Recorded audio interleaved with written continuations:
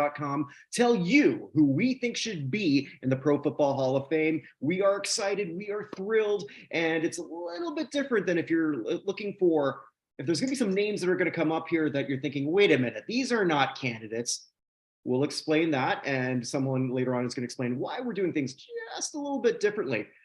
But before we go on, I got a little bit of business to take care of. Hey, how many here, and everyone here, I'm going to open it up to all of you. How many of you make bets on sports? We are excited, we are thrilled, and it's a little bit different than if you're looking for, if there's going to be some names that are going to come up here that you're thinking,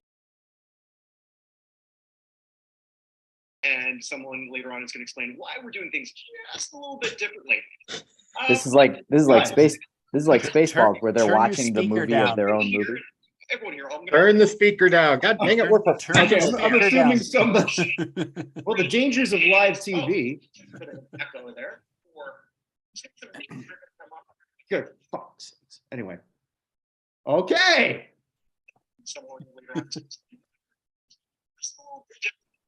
Really? This is like Spaceballs, where they're watching the movie of their own movie. turn the speaker down. God dang it, we're I'm assuming so much. Well, the dangers of live TV. All right. Anyway, we get to hear me swearing. So that's fun. Really? All right. So seriously, who's got their thing on? All right, well, whatever happened apparently has not happened, and I don't edit anything anyway, so we're just going to run with this. Sound good?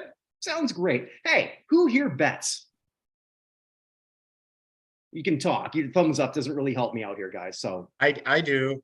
Yes, I thought you might. Yes, there you go. The hater bets.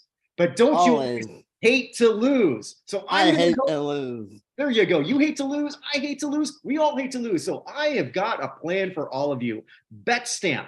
BetStamp.com. Think of it as Trivago for betting. So for those of you, let's say, Jeff, you're a Bears fan. You've got the #1 pick. Probably by the end of this all, Chicago is going to be favored by maybe not that much, but let's say you think Chicago is going to win the whole thing. You can just sort of use the BetStamp app. You can look at all the different ones that you usually use, and from there you can see like where you're getting the better odds. So if you're convinced that Chicago is going to win it all next year, what's going to pay you best? That's what you're going to do. You're going to look through there, and you are going to figure out which bet that you want to make. Think of it as your one stop, and hey. There's even more. You can follow some of the top bettors who are there. And then, because if you're a bad bettor like me, because I lose everything. If I bet on something, pick the other thing.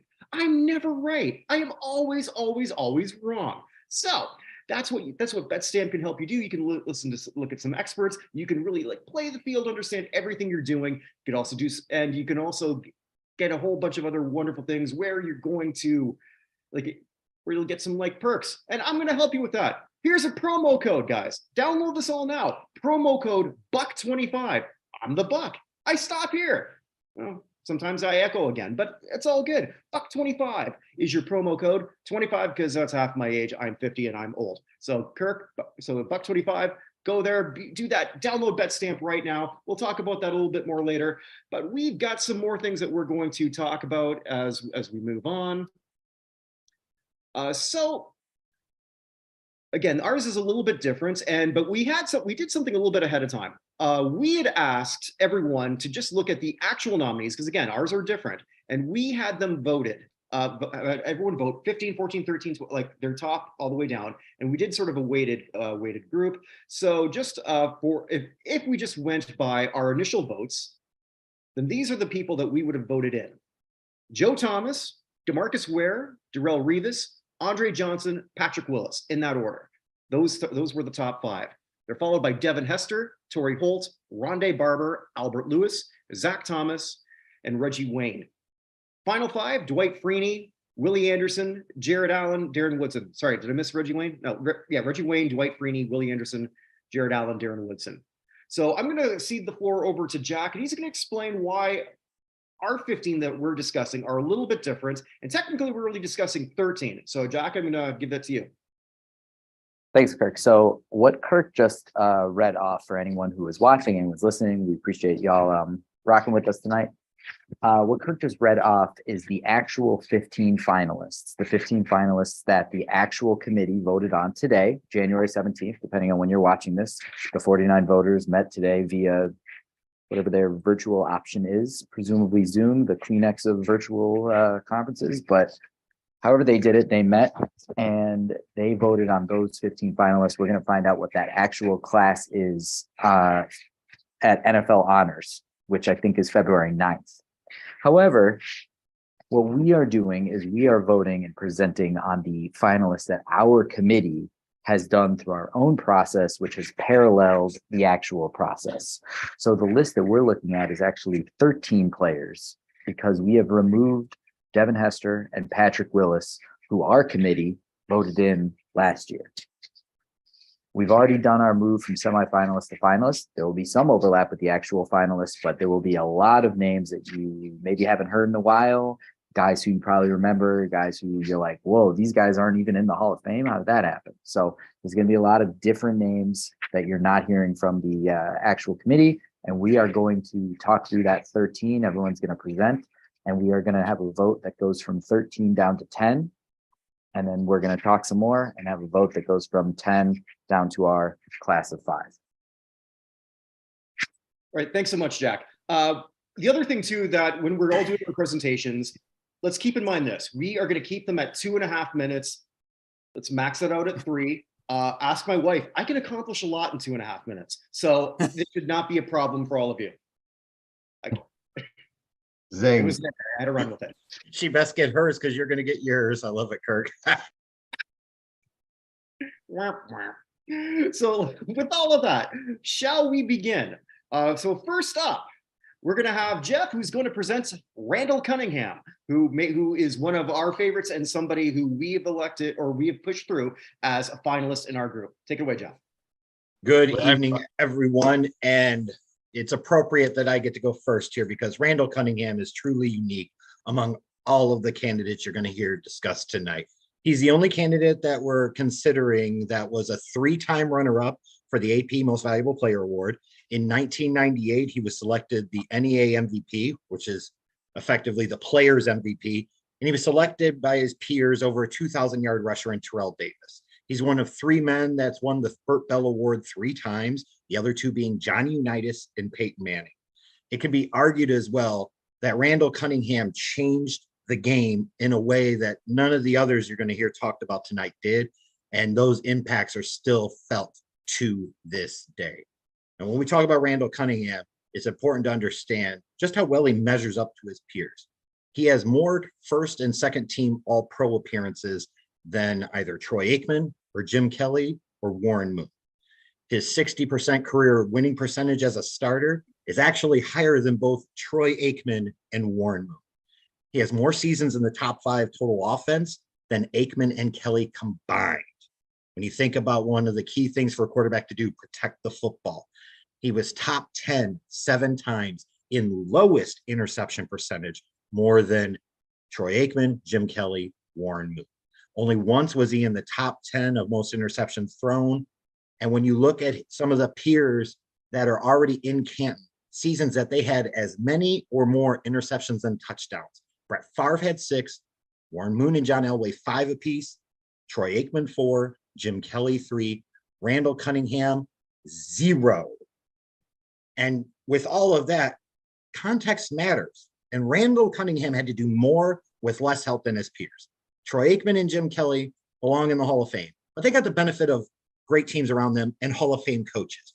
Randall Cunningham had Buddy Ryan and Rich Kotite. I'll repeat, Rich Kotite. Aikman and Kelly each had an offensive teammate win MVP, while Randall was almost winning MVPs himself. Troy Aikman had 3 offensive teammates reach Canton. Jim Kelly had 2. If you want to throw in James Lofton, that's 3. Warren Moon had 2. Randall had 0. When you look at total teammates on the offensive side of the ball that made Pro Bowl appearances, Troy Aikman had 43, Warren Moon 32, Jim Kelly 23, Randall Cunningham 11. And 6 of those, mind you, came in that great 1998 season with the Minnesota Vikings. He also played in a really tough-ass division with teams at the time between the late 80s, the early 90s, in the Giants, Washington, the Cowboys, where they were the best of the best in the league. The fact that he accomplished all of that in the situation and environment that he was in is truly astounding. There's only one candidate we're going to hear talk tonight that did his thing at the most important position in the game, was for, at a time, the biggest star arguably in all of the National Football League. Only guy here that won any MVP awards at the most important position in the game. And there's only one candidate that helped change the way the position was played, and those effects are still felt to this day. That candidate is Randall Cunningham, and for the reasons I've outlined here, he deserves your vote for the Pro Football Hall of Fame class of 2023. Jeff, thank you so much. I'm now going to go to the great state of Wisconsin, and we've got Chris, who's going to present Henry Ellard.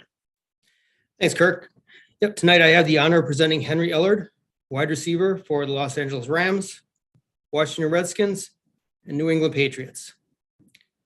Vince Ferragamo, Jeff Kemp, Dieter Brock, Jim Everett, Steve Dills, Steve Bartkowski, T.J. Rubley, Heath Schuler, John Freeze, Gus Farrat, Jeff Hostetler, Drew Bledsoe, and Trent Green. Over 16 seasons in the NFL, Henry Ellard had 13 different starting quarterbacks he worked with. Seemingly had to develop chemistry every year, every season, coming into the season with a new starting quarterback. Despite all that constant change, he was able to accumulate 814 receptions, 13,777 yards, and averaged 16.9 yards per reception.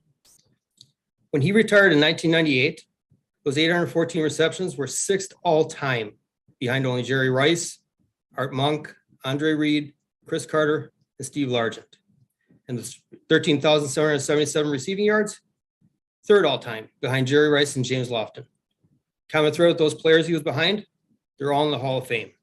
Unfortunately, Henry hasn't had that opportunity yet. A two-time All-Pro, one as a return specialist, one as a wide receiver. He also had to deal with a different era of football. Back in 1983, when he came into the league, it was more of a rushing league. It wasn't until Eric Dickerson was traded in 1987 that the 1988 season, Henry was able to finally blossom, picking up his All-Pro as a receiver.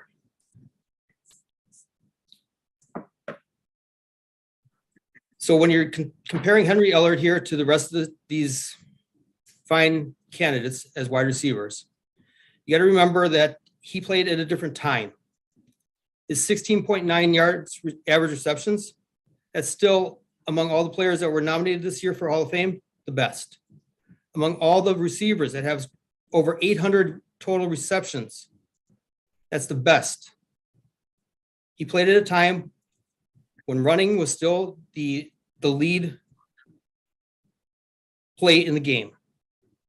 Now, the official selection committee has overlooked Henry. We shouldn't do the same thing. That's why I say tonight we should be voting Henry Ellard into the Mock Hall of Fame. Thank you. Thanks so much, Chris. Awesome, Chris. Hey, one note. I think we can all safely assume that our pitch ends with "and vote for him." So let's just cut that part out because we're all inherently saying that with the action of presenting.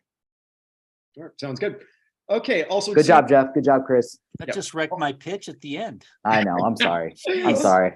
Also, too, for those us watching, Jack's been holding up sort of the time, so just sort of like be conscious of watching that, so like that way you know when we're nearing our completion.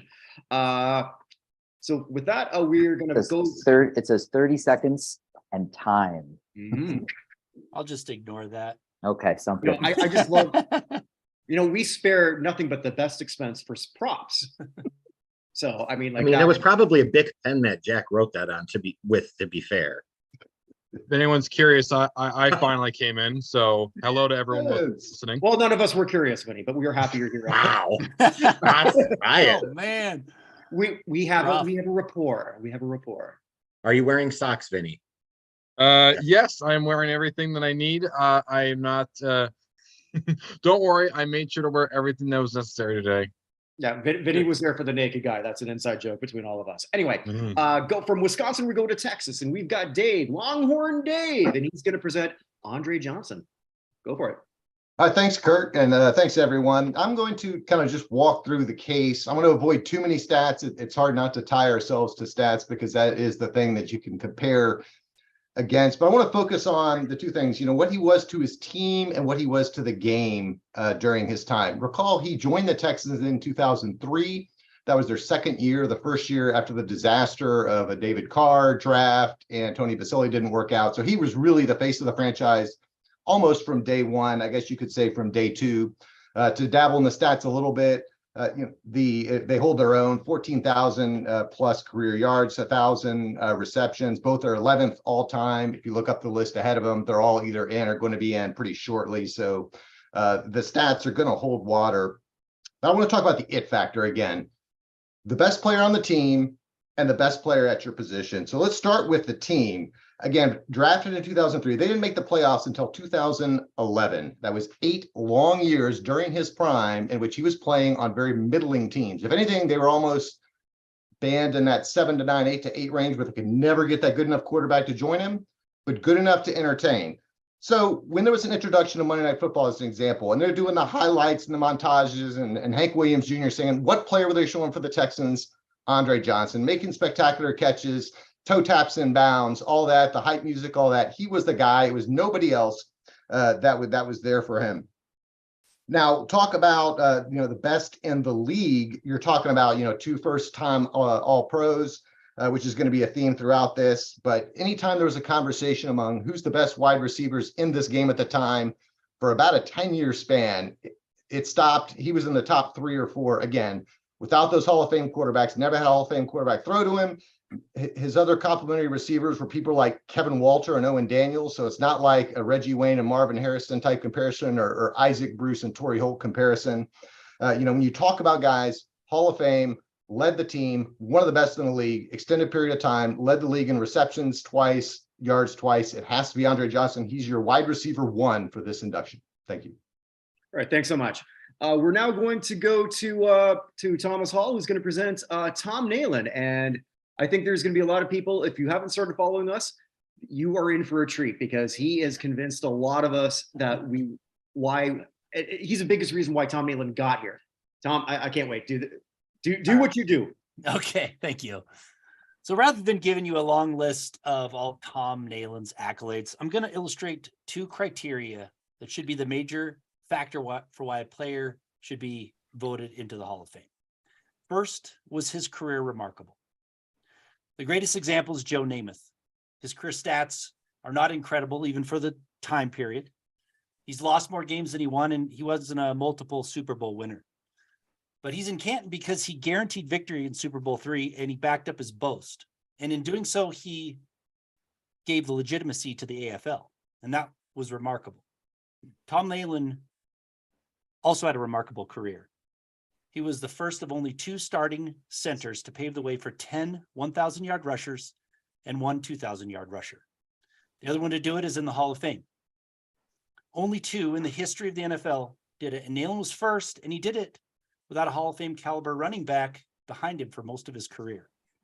That's remarkable. He's also the keystone in the evolution of the running game, specifically the zone blocking scheme. He was the reason that scheme worked so well, making the line calls and being the only offensive lineman that was mainstay through its entirety of the Shanahan era. The zone blocking scheme changed the game, and nearly 3 decades after its inception, it is still widely used in the NFL. That is a lasting impact on the game, and that is creating NFL history. Using the zone blocking scheme, the Broncos offensive line is regarded as one of the best units in history and holds iconic status, known as the Orange Hush. And they use it to their fullest potential, defeating the heavy favored Green Bay Packers in Super Bowl 32. And the Broncos were given no chance to win that Super Bowl because, in part, people did not believe that their small offensive line could move that heavyweight defensive line of the Packers. But they did, and they did it in historic fashion. And that is remarkable. These key events brought to us by Tom Nalen, like Namath, are remarkable and historically relevant. It may not have been done with as much bravado as Namath, but that's how Tom Nalen would have wanted it. Just a player going out, doing his job with greatness, unnoticed. Second, to be in the Hall of Fame, a player must be thought of as being the best player at his position for at least a portion of his career. And Tom Nalen was that. Even in a small market that is typically unseen by most voters, he received 3 All-Pro awards during a time when he competed with 2 Hall of Fame centers for those awards. So being mostly invisible across the nation, his greatness actually shone through. And that is evidence he was considered the best at his position several times during his career. Tom Nalen's career was remarkable, and Tom Nalen was considered the best at his position during his career. Now, can you honestly tell yourself that 5 other players on our list meet these 2 requirements better than Tom Nalen? Many have been considered the best at their position, there's no doubt, but who had a more remarkable career? That's why Tom Nalen belongs in the Hall of Fame. Thank you. Thomas Hall, a man of his word. Yeah, Absolutely. it feels like I want to give a round of applause to that. That was unbelievable, Tom. All right. Seriously. Well, thank you. Well, I'm glad I don't have to follow that. But Jack, you do. So Jack, you can present, please, Torrey Holt. Torrey Holt was dope. And ain't that just it? I'm here to tell you that he and Andre Johnson are both Hall of Famers, and our group should only vote for one of them tonight. And I'm here to tell you, I don't care which one you vote for, because they were both great and they're both going in. And a vote for Johnson is a vote done right. But I'll tell you why I favor Torrey Holt. Part of it is the years. He's been on the ballot since 2015. He distinguished himself over a 12-year career. He didn't do anything that Andre Johnson didn't do other than contribute to a Super Bowl winning team. Now, I know what you're saying. That's not fair at all. That's true. But it is part of his resume, and it shouldn't be brushed aside. In an era of Randy Moss, Terrell Owens, and Marvin Harrison, Torrey Holt carved out an all-pro first team. There's always going to be a question, is it better off for your career to play opposite another legendary wide receiver, or better off to be the man and just be on your own? And I will show you this. I looked at Torrey Holt, Henry Ellard, Steve Smith, Anquan Bolden, Reggie Wayne, Hines Ward, the guys who are on the ballot this year. And I think I mentioned Henry Ellard. I looked at recent inductees, Marvin Harrison, Calvin Johnson, Terrell Owens, Randy Moss. And I threw Brandon Marshall in there because I always like to remind myself that, things can go one way or another. And Brandon Marshall's stats are incredible. And I find it to be a useful baseline when looking at wide receivers. If you look at how many times those wide receivers led their team in receiving, Andre Johnson did it 10 of 14 years. Torrey Holt did it 9 of 11 years. That's the highest percentage of all those guys I just named. So despite being on a team with Isaac Bruce, who only led his team in receiving 4 of 16 years, Torrey Holt is at the top of that list. I think it splits apart this notion of, well, it's easier. He was with the same guy, etc. We think about him with Kurt Warner. His best year was with Mark Bolger. I yield back. Okay, thank you so much. We are now, I love this. A Broncos superfan, Ron, is going to present Albert. Hey there. Well, yes, I'm a Broncos super fan. It's an honor to see you, Wayne Mabry. But I'm a Broncos fan, right? But I'm here to present a Chiefs and Raiders great, Albert Lewis, someone who should be in the Hall of Fame, should have been in the Hall of Fame a long time ago, but has kind of fallen through the cracks. And this is his last chance. I can give you the stats. Stats are really easy. We all like talking about stats that sound cool. A quadruple double for Albert Lewis, 42 interceptions, 13 forced fumbles, 12 and a half sacks, and of course, the NFL record of 11 block punts. But we're talking impact. I was in Houston for Super Bowl week. John McClain kind of set the bar really high for us regarding what is a Hall of Famer, the greatness aspect. Was this someone who had to be accounted for every time, game plan every time? I'll give you Rick Goslin, another Hall of Fame selector. He interviewed Larry Pasquale the week of a playoff game against the Jets. And the guy said, I can't tell you what's going to happen Saturday, but I guarantee you one thing, Albert Lewis will not block a punt against us. Well, guess what happened? And guess who had the ball in the end zone for a touchdown? That was Albert Lewis dominating. Tony Dungy, another great. He had to grade Albert Lewis per Marty Schottenheimer. And Tony graded him higher than any player that Tony has ever coached. And that includes Peyton Manning, Derek Brooks, John Lynch, first ballot Hall of Famers. You also have Jerry Rice, who said one of the toughest cornerbacks ever play against, along with Deion Sanders and Darrell Green. That's high, that's stratosphere. There's also a Tony Dungy stat, 4 completions and 31 attempts over the course of a season. Now, I don't know who did that calculating, stats are always fun, but that's the other part of it. Now, the other component of this that's really important regarding Albert Lewis is there's an issue with Pro Football Hall of Fame seniors, and there's a dark abyss. You have Everson Walls, Lester Hayes, Louis Wright, who are sitting there, great players like Albert Lewis. The Hall of Fame, Jim Porter, if you're watching, you need to address this. There's players being inducted posthumously, and it's really, really important that that we start addressing this while these players are eligible for modern. And I'll give you a quote. Former NFL players on Twitter basically said, look, we need to do a centennial class if we can do something along those lines. At the current rate, this is a direct quote, under the current system, the Hall of Fame ceremony will be sponsored by a funeral home. We need to get it right for Albert Lewis this year, and we also need to get it right for our seniors like Maxie Bond, Cecil Isbell, Eddie Medor, and so forth. And thank God for Chuck Howley getting in this year. But let's get Albert Lewis in, truly great, shut down the best cornerback who's never in the Hall of Fame. All right, thank you so much.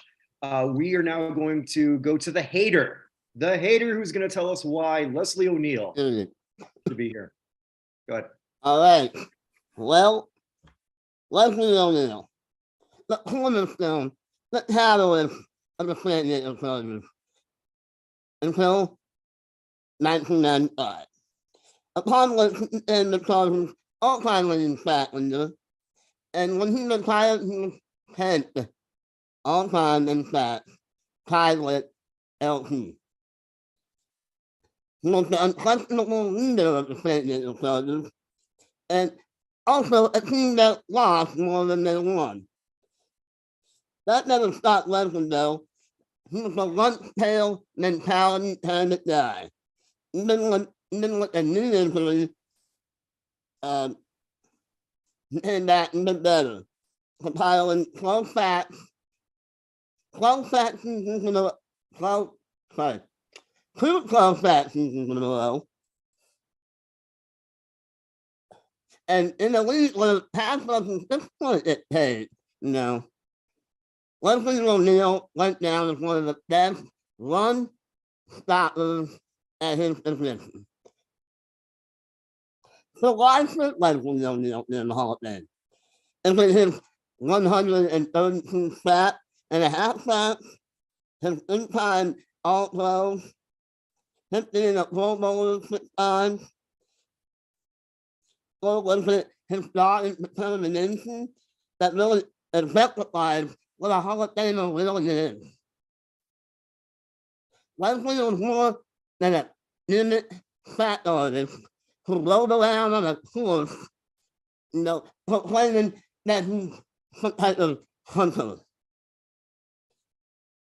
Leslie was a fierce competitor who gave fans what they truly wanted, and was above all the doubters, and someone who played on the losing team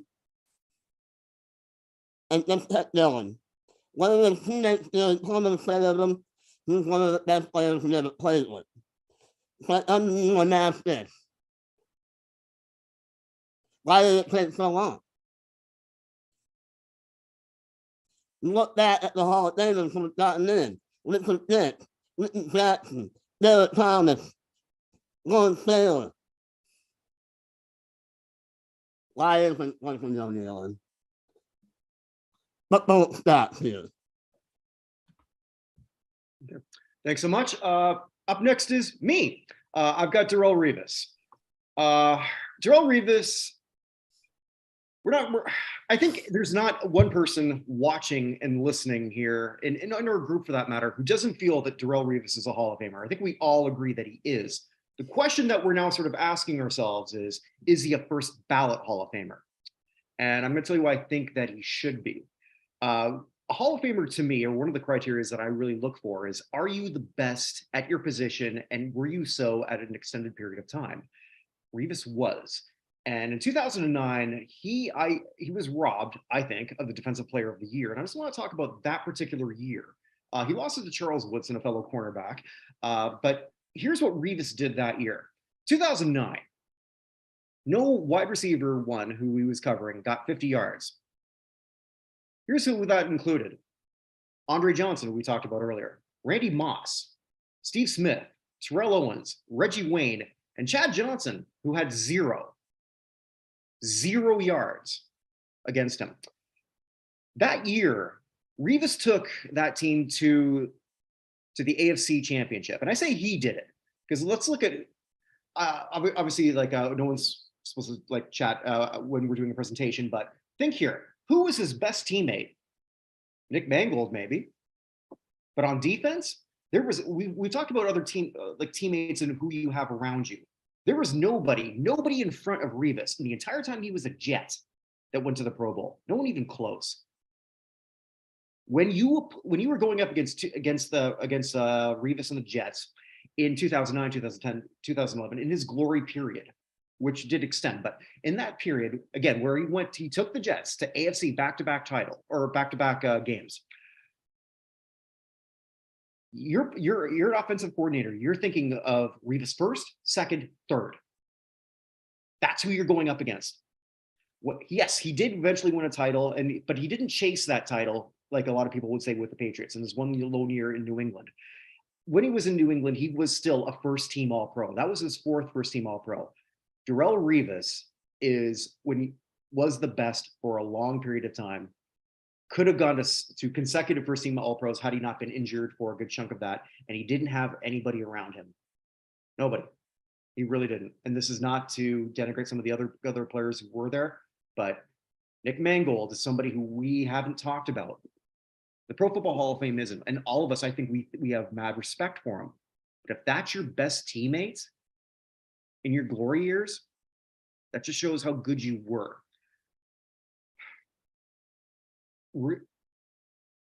So for me, I mean, if you're just looking at interceptions and that pure number, you're not understanding the full story. They didn't go after Revis because they knew they couldn't. And with that, I'm going to cede to Bill, who's going to talk about my home team, Saints, and Pat Swilling. So Patrick Travis Swilling from Toccoa, Georgia, was frankly a young man that was very interested in football.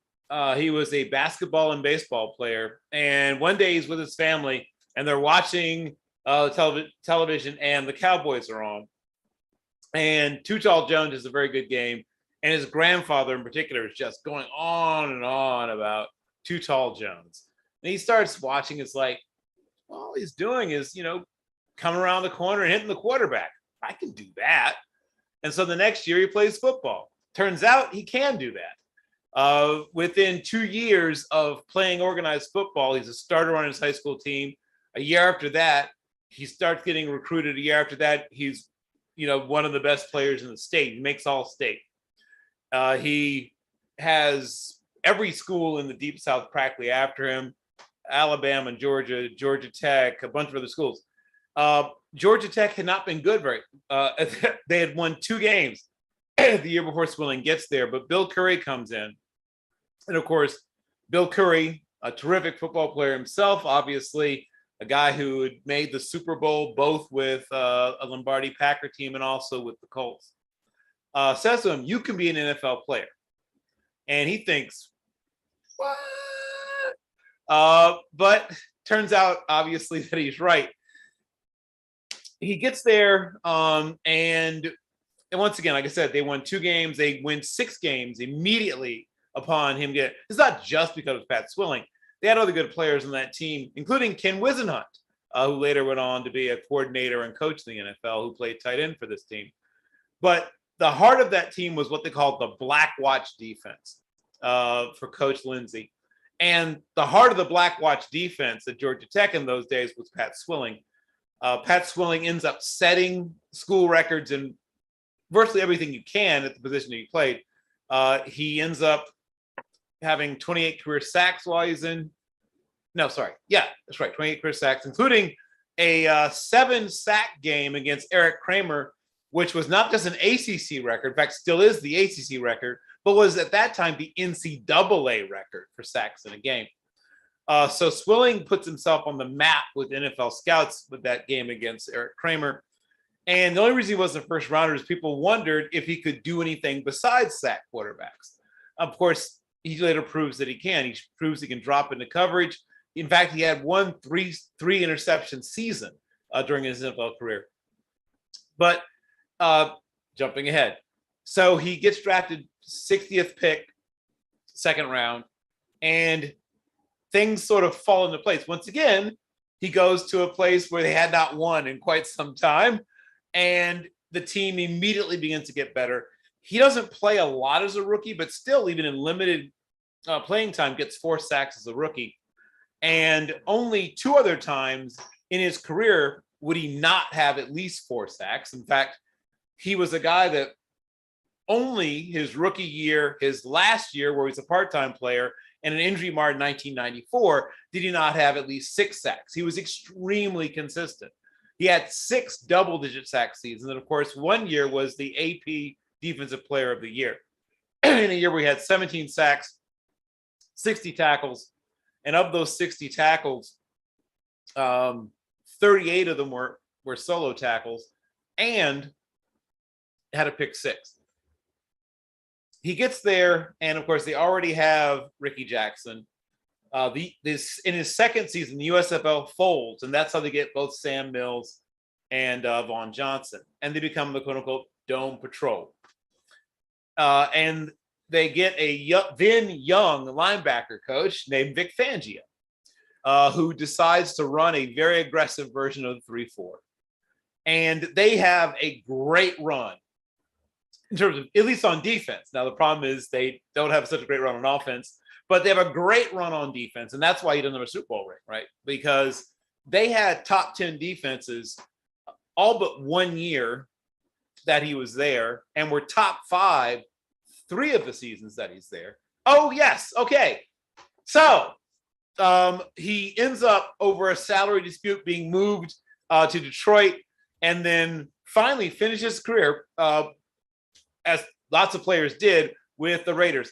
In one of his years with the Raiders, he's a part-time player, but in his best season with the Raiders, at 31 years old, he has 13 and a half sacks.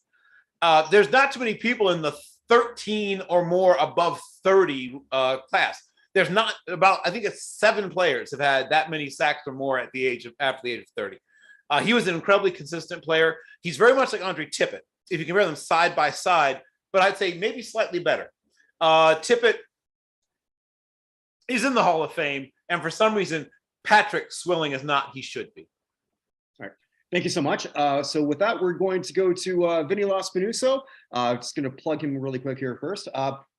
Vinny is also, he's got a show on our network called Vinny Makes the Hall of Fame Case 4, and you should check that out. Coming up soon is a great thing that he just did about Curt Flood.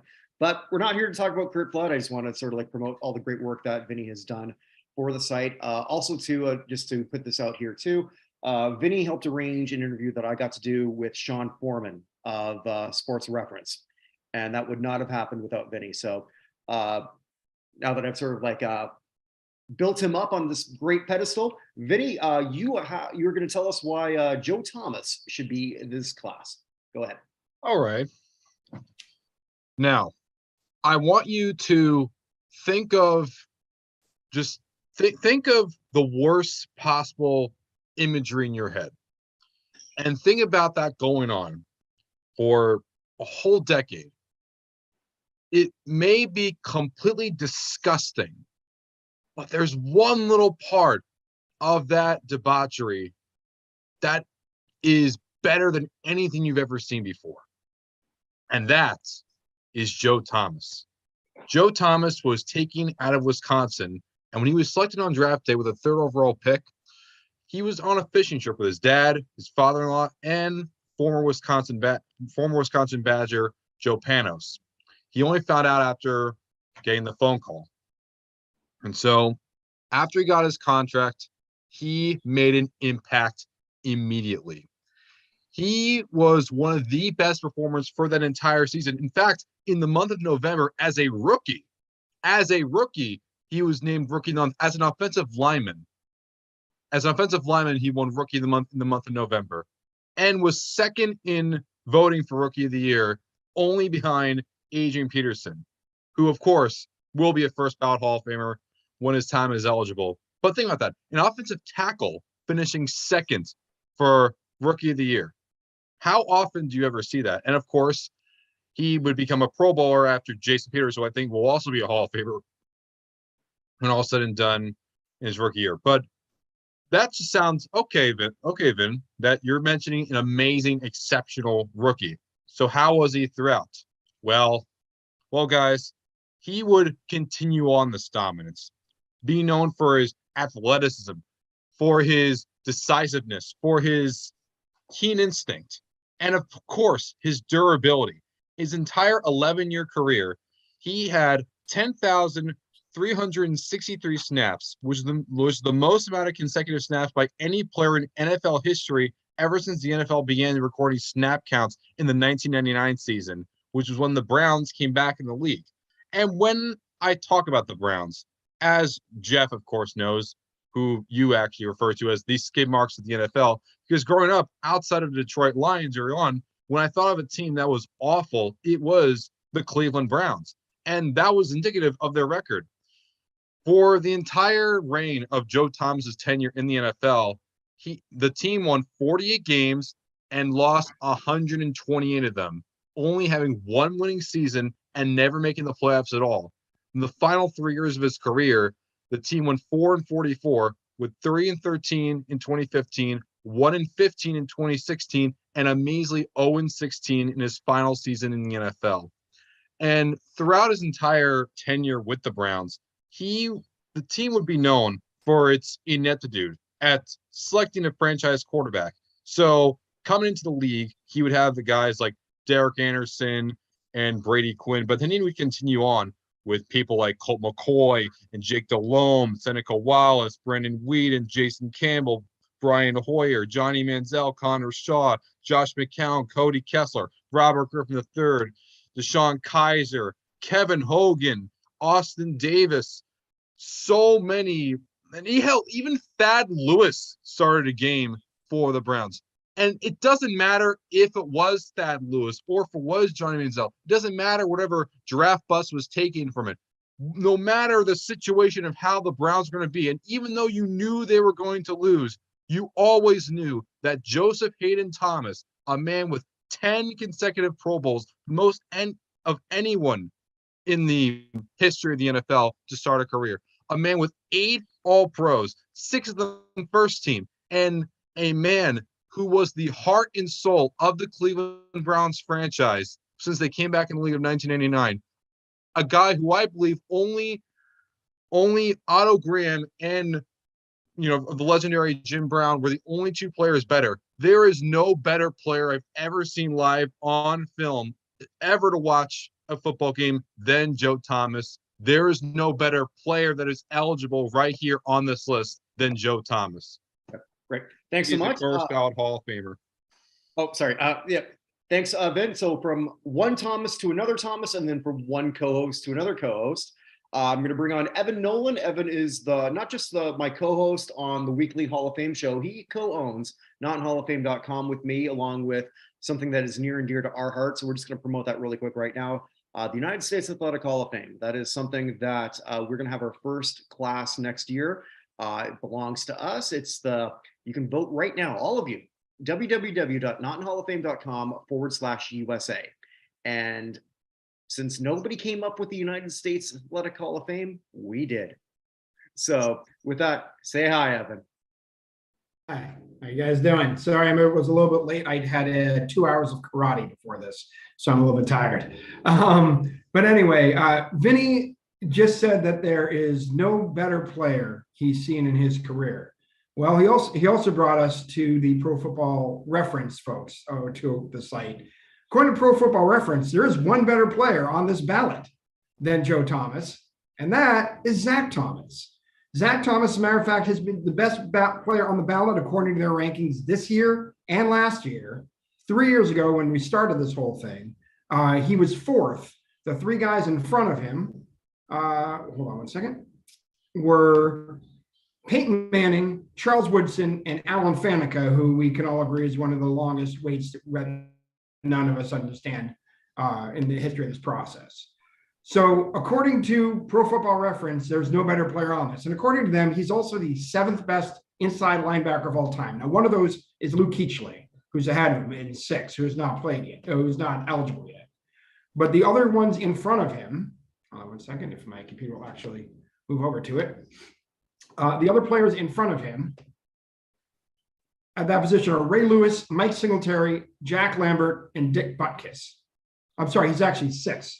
So Lewis, Singletary, Lambert, Butkus, Kuechly. He's ahead of Brian Urlacher significantly, who was the first ballot Hall of Famer. He's a 5-time first team All-Pro, 2-time second team All-Pro. He is a 7-time Pro Bowler, and he has 1,734 career tackles, which is 5th all time. As a matter of fact, in the history of the league, if this will also load, sorry, my computer is being extra slow here. In the history of the league, there is one player who in their first 13 seasons, come on. My computer is completely frozen. I apologize, guys. It's a weird thing. There we go. In the history of the NFL, there's one player who has 1,700 tackles, 20 sacks, 15 interceptions, and 15 forced fumbles in their first 13 seasons. I know we can pick whatever number we want, but that's Zach Thomas, and Zach Thomas only played 13 seasons. And that 13th one was as kind of a backup in Dallas. He was head of that Miami defense, the captain of it, for 12 seasons. He, Jason Taylor, and Patrick Surtain were pretty much the heart and soul of those teams. But he averaged 10 tackles a game for his entire career. Came out of college. He's a college football Hall of Famer, has been for 8 years, had a terrible combine. Fell to the 5th round because they thought he was too small, and he's only 5'11", and 5'11" actually might be stretching it, and was too slow. It turns out they were completely wrong. He dominated at his position for a very long time. Now, they didn't do great in Super Bowl, but he was in Tom Brady's division a lot, which makes it very hard to have home games in the playoffs, right? The one last thing I do want to say about Zach is that he was one of the smartest players on the football field. One of his greatest advocates for getting the Hall of Fame, actually Urlacher is a huge one too, is actually Peyton Manning. Because Peyton Manning said of all the players he played against on defense, Zach Thomas was one of the hardest because Zach Thomas would call out their plays as Manning was lining the team up. And it unnerved him and drove him crazy. And there's almost no one he had to prepare for more than Zach Thomas. Guys, I'm a Patriots fan. I should hate the Dolphins. Zach Thomas terrified me. And I think there's no question he got passed last year by Sam Mills in the last year of being eligible. He should have been in last year. He should be in this year. Right. Thanks so much, Evan. I realized I now actually have 3 co-hosts in a row. So another promotion here on the site. Paul Lawrence is going to go next. And if you haven't seen this already, Paul and we now started another show where we do the retro football review. and we had a great time reviewing the Ice Bowl of the 1967 NFL Championship game. We're going to do that historically as we go. All the people on this panel are going to be at some point in time a special guest on that. Seems all of you want to do the Immaculate Reception game. It's great. But Paul Lawrence is going to present DeMarcus Ware. Paul, take it away. All right, thank you very much. And it's been great listening to all the cases here. And I've been taking notes of things that I should highlight because you're all doing a great job of weaving a narrative and a story for all of us. So much appreciated. All right, so DeMarcus Ware. We all remember that he was first ballot last year, made it to that infamous final 10, was not selected, which I think surprised a lot of folks. Some reasoning behind that, but certainly was a deserving candidate then, and is still today. I presented him a year ago to this group, much the same case. So he's drafted out of Troy University in 2005, 11th overall to the Dallas Cowboys. He would go on playing 9 seasons with that team, and then go on to play 3 more years with the Denver Broncos. We'll come back to that minute. So collectively, just some remind everybody kind of what his resume looks like as a Hall of Famer candidate. 4-time All-Pro first team, 3-time second team. This is in a 12-season career, 9 Pro Bowls. Mentioned earlier, Pro Football Reference, their rating system at linebacker has him 9th at outside linebacker. There are the folks above him, 7 of them are already in the Hall.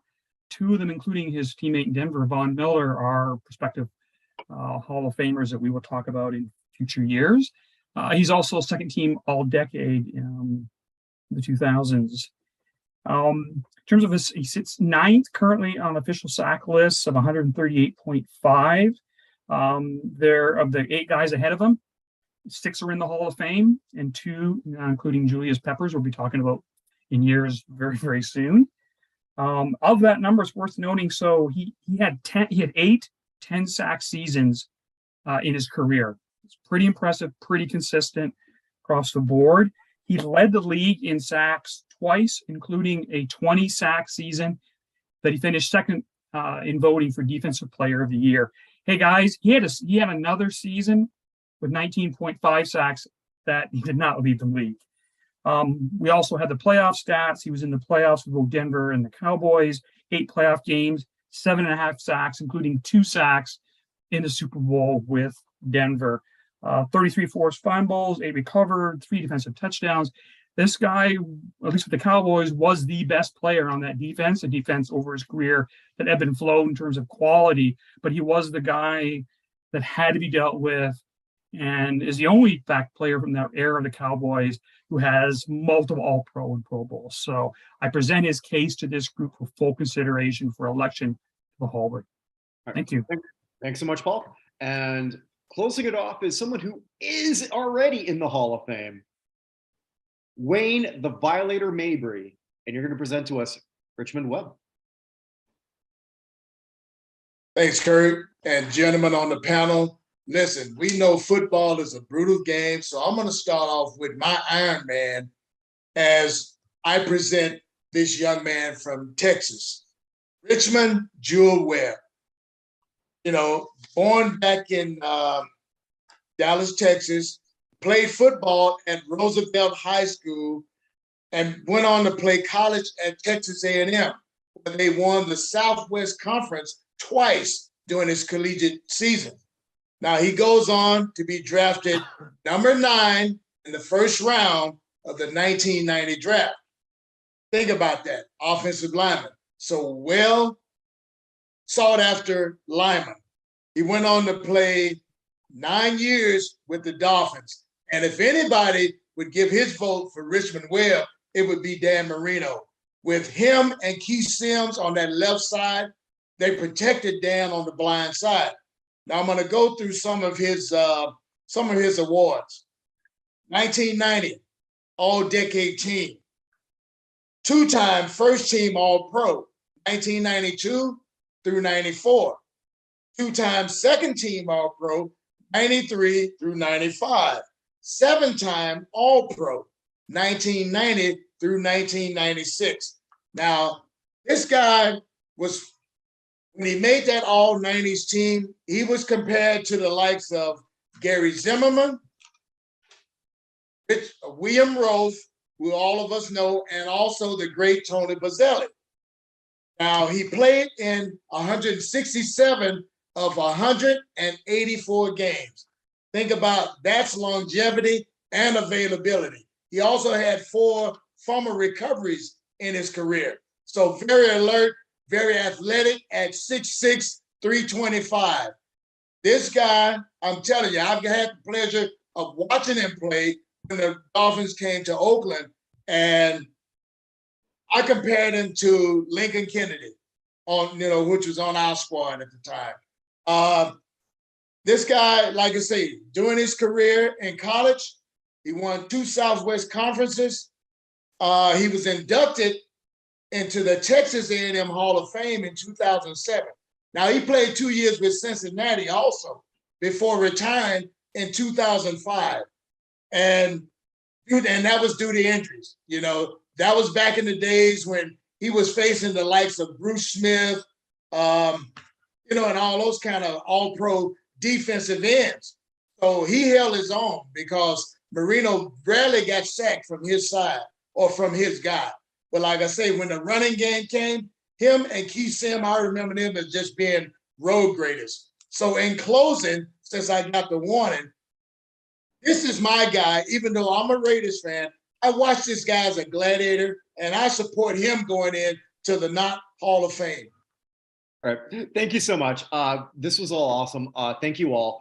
So at this point, what we're going to do is we're going to open up the floor for 10 minutes. And because we're very transparent, I'm going to talk about my transparency. Those earlier issues with that, yeah, that turned out to be me. Anyway,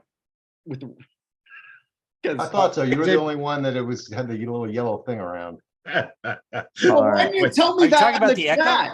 You're the host. We can't. We were trying to give benefit of the doubt to the host, and he didn't deserve it after all. No, I did not deserve it. We were hoping we didn't have to snitch on you. I just wanted to throw out something here about Albert Lewis. Ron did a good job of presenting, and I think there are a couple other nuggets to think about here with him. Is when you think about Albert Lewis, I compare him to, when you talk about man coverage, similar to Darrelle Revis. Okay. When you think about ball skills, similar to Rondé Barber, 40 plus career interceptions, the ability to force fumbles, physicality. Like, he was a great blitzer, but he was so great in coverage. You didn't want to sacrifice him in coverage, even though you would line him up in other places. Sometimes he'd even been a Sam look. And one other thing I want to call out here is special teamer. This was an elite special teamer with what he did. So if you think about like a Steve Tasker, who was a multiple time finalist, I know he's not in, but you're talking about Tasker for what he did as a special teamer, was a multiple time finalist. Rondé Barber is going to be a Hall of Famer someday. Darrelle Revis is going to be semi-finalist. Just point of order. I'm sorry. He never reached the finals. He was never a finalist. He was always very close to a finalist, but he always been one of the last ones. All right. You get the point, though. Like, there was certainly a movement there for him to be a Hall of Famer. The point I'm getting at here is you have elements of all 3 of those players that had different levels of support for their Hall of Fame candidacy, all wrapped up into Albert Lewis. And when I look at him in year 20 compared to Darrelle Revis in year 1, I don't see such a distinction where Darrelle Revis should go in first ballot and Albert Lewis gets relegated to the scene. So a note on what we do. Thanks, Jeff. A note on what we do from here is that we're going to have our first vote shortly, and we're going to cut 3 guys out, and then we're going to have a final 10, and then we will just talk through that final 10 and vote on 5. So the way that I'm approaching this, and that we should be mindful of, is who do we need to have in this final in order to continue to talk about them? Something that I mentioned on my piece, I don't think we're going to vote in Torrey Holt and Andre Johnson. So you also have Henry Ellard, but Henry Ellard in his 20th year, I think, is someone we need to talk a little bit more about. I'm personally like a huge Torrey Holt guy, and I think we got to cut Torrey Holt or Andre Johnson, and that's kind of how I'm approaching it. So I think we should listen a little bit more and think a little bit more about the 3 20-year guys. Jeff just mentioned Albert Lewis. Pat Swilling is one. Henry Ellard is another. Think hard about how important it is for first ballot or early ballot guys to get in. and kind of build from there. It's no insult to anyone if we leave them out. I think we all agree that all of these guys are Hall of Famers. So the question is, how do we build the class that makes the most sense for this year, for the future? And that's where the decisions should be. I think, So, are you sorry, saying, go Go ahead. ahead, Jeff. No, you go ahead, sir. You got I the just Bruce wanted Arians one- inspired array. You Oh, ruled it out. thank you. It's I was wearing it in Menards the other day, and the guy started talking with an Irish accent to me. So, Top of the morning, top of the morning, top of the morning to you. Evan, are you actually Irish? Yeah, with the last name of Nolan, I'm plenty Irish. And not only is he Irish, you've got a brother associated with the Fighting Irish. But go. Yes, that is true. Is his My- brother's name my bro- Seamus Nolan? No, my brother, my Seamus? brother actually is Jack Nolan, who is the play-by-play announcer for Notre Dame basketball. Oh, shit. That's Wow. So That's limiting the gimmick. That's fantastic. That's pretty Go ahead, awesome, Evan. dude. Go ahead. That's awesome. He's in the Monogram Club, which is the Notre Dame Hall of Fame over there. Nice. So anyway, my question was this. I just want to make sure we're transparent with this. When we get to the point where we're voting, are we saying it out loud, or are we going to be putting it in the chat? We're going to be No, putting I it think in the chat. put it in, oh, sorry, Kurt, go ahead.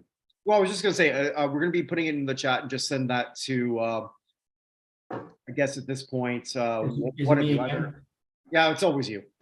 So are we voting who we don't want? We're in? voting, yeah, okay, Take so three Tom, out. so we're voting, we're gonna vote 3 out to get Gotcha. down to 10, and that's why I said kind of like, I know for, for me, I'm gonna vote Andre Johnson out just to do that. However, however, if I'm not gonna be like Henry Fonda in 12 Angry Men. If everybody here was like, no, Holt's gotta go, then I would say fine and let's move on. Like, that's not a high priority for me. I would have 2 notes that I wanted to add to some of these stellar presentations.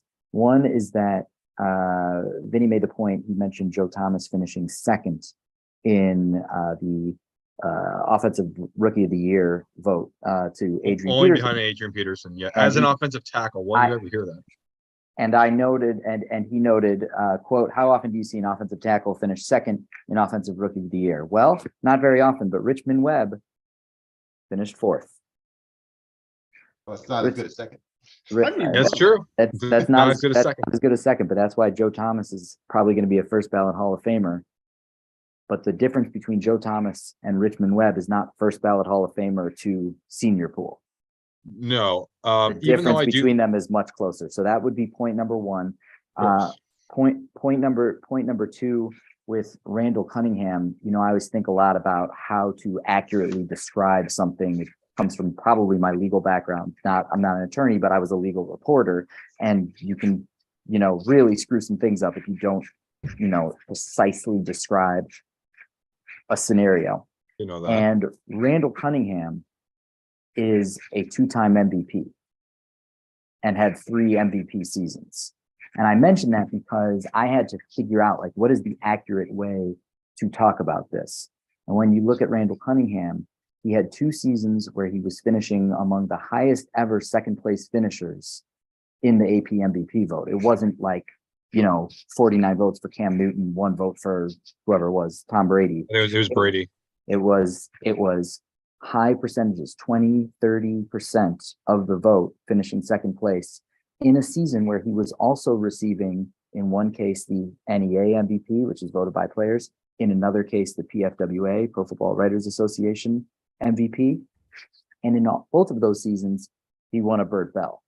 So you stack all of those items together. And in the other season where he was second place, he also won a Burt Bell. You stack all of those items together. And I think journalistically, I would feel comfortable putting my journalistic credibility on the line to say he is a 2-time MVP. And interestingly, someone who agrees with me is the Pro Football Hall of Fame, who announced in a tweet that Joe Klecko was a senior finalist and called him the 1981 Defensive Player of the Year. You might know that Lawrence Taylor won Defensive Player of the Year in 1981 because the de facto statement is AP. Well, Joe Klecko won PFWA and NEA Defensive Player of the Year in 1981. And those are MVP awards that go on your Pro Football Hall of Fame bio. Randall Cunningham is the only person here who's an MVP, and he's a 2-time MVP with 3 MVP seasons. Can I just say one thing about, since we're talking about getting people in before they go to the senior and stuff. I just want to say one thing about the center position. It is the toughest. It's the highest threshold to get into the Pro Football Hall of Fame than any of the positions, especially the ones we're talking about today. There are very few centers in the Hall of Fame, and the minimum requirement seems to be at least 5 All-Pros to get into the Hall of Fame as a center. And we have wide receivers that have maybe 1 second-team All-Pro or maybe 1 first-team All-Pro in the Hall of Fame because it's easy to look at their career stats and be like, oh, yeah, let's put them in. So just think about that when we're talking about who's in the Hall of Fame, who's not in the Hall of Fame, what positions. Center is the hardest to get. I in. think. So, Tom, I think I've what's important. I think what's important to remember about Nalen is that for whatever reason, they've been treating centers generationally, and they've been putting in guys maybe once every 10 years. So Mawai, and before Mawai was Matthews Dawson. or Damani Dawson. It was Dawson. Then you had Matthews, if you count Matthews, and then I think it's Webster. I think if you go 4 back. You had Tingelhoff as a senior choice in 2015. As a senior. But it shouldn't be that way because exactly what Tom said, they are, you always say center's the one person who touches the ball every play. And I think it's very important and very good that we have pushed Tom Nalen this far. He's certainly not someone who I'm going to be voting off in this first round. And I think it's important that we have someone who's out ahead of Mangold, who we know his time is coming. I look at Nalen, and if they were here, Kreutz and a few others, but I think that's very important. I like what we've done with Nalen. Here's where I struggle a little bit with Nalen. I will agree with Tom's story that he tells is a great story, and is I was always kind of borderline with Nalen. And now I look at him and I say, yeah, the way that story is told, as you think back, someday he belongs in camp, and he shouldn't have to wait as a senior candidate. The one challenge that I have sometimes is thinking about Tom Nalen is, how much of that credit does Tom Nalen get? How much of the credit should Alex Gibbs get, the offensive line coach? Because he had a track record, not just in Denver, but I even think when he went to, keep me honest here, the Houston Texans, when he was there for a couple of years as the offensive line coach, he had Steve Slayton and then Arian Foster. Keep me honest there, Dave. I believe they were both 1,000-yard rushers when he went there. So there's an even bigger track record of Alex Gibbs as the offensive line coach, as the architect of the zone blocking scheme, that the success followed him. And I also think about, yes, you could bring up the Mike Andersons, the Alandis Garys, the Tatum Bells, and you say, these are guys that had 1,000-yard seasons there. Reuben Drones. But Reuben Drones also went to Cleveland and had a 1,000-yard season, I believe it was.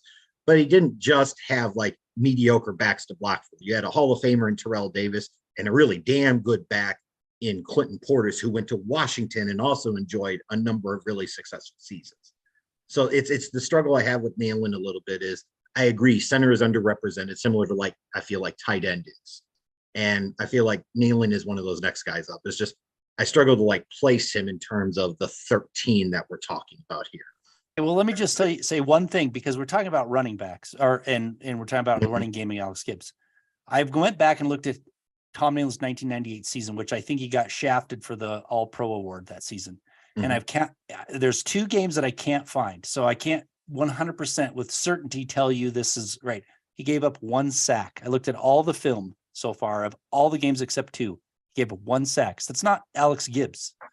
That's I'm talking about Chester McLaughlin twice a year, Cortez Kennedy twice a year, and Russell Maryland twice a year that season, up the gut. And that's not just running game. That's not running backs behind you. That's good center. That's good center. Right. So it's not just a running back.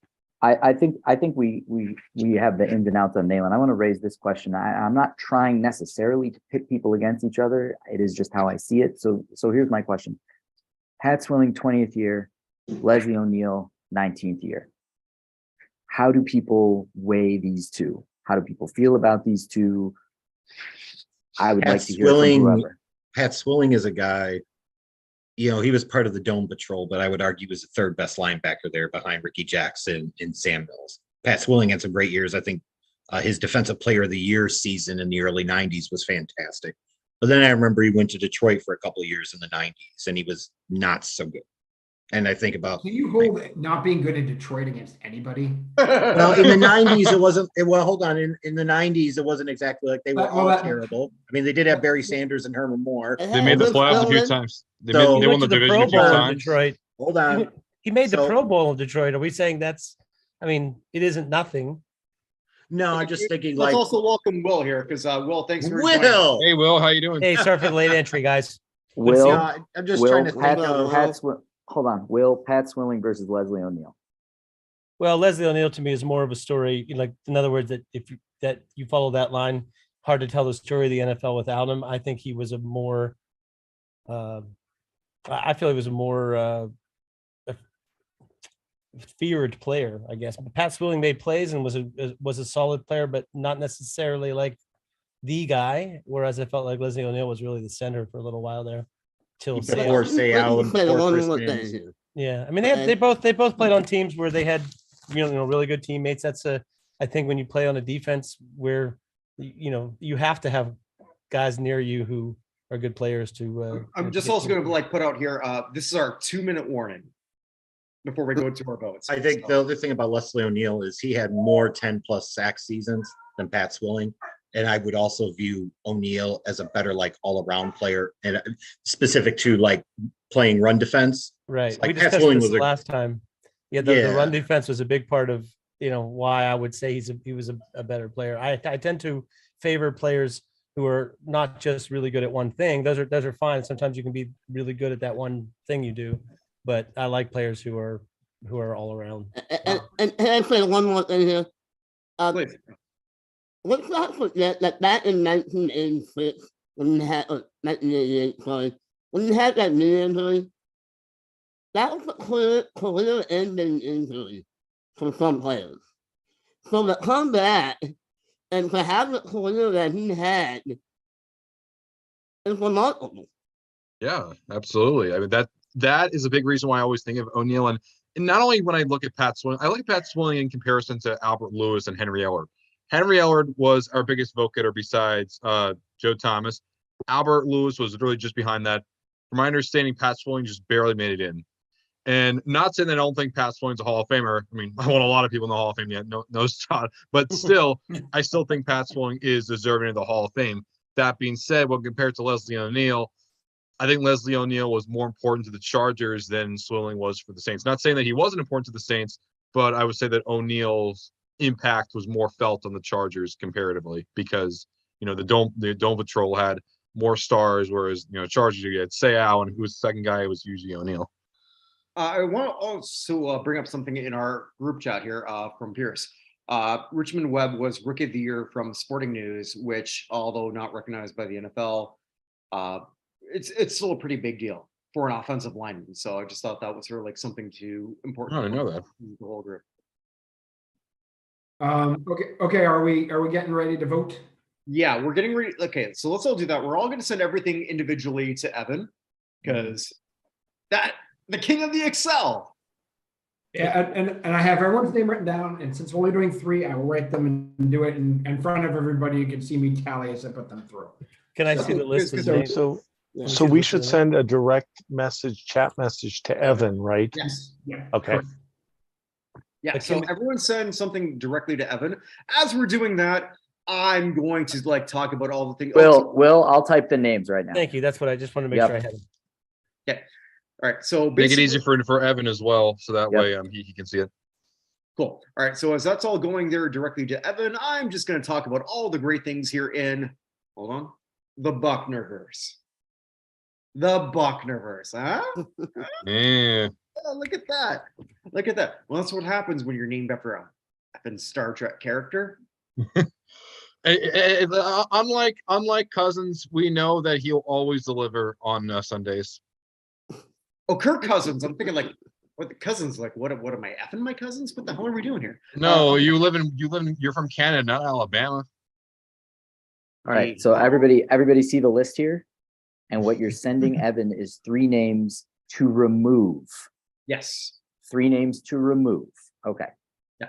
All right. So Evan, let us know when you've got that. In the meantime, I'm just going to wax poetic again, because I've got some of my co-hosts here. So Evan and I, we do the weekly Hall of Fame show, something that every Thursday it doesn't go live every Thursday, but we talk about Hall of Fame related news. Some of you have been guest stars on that. Jack, you're one of them.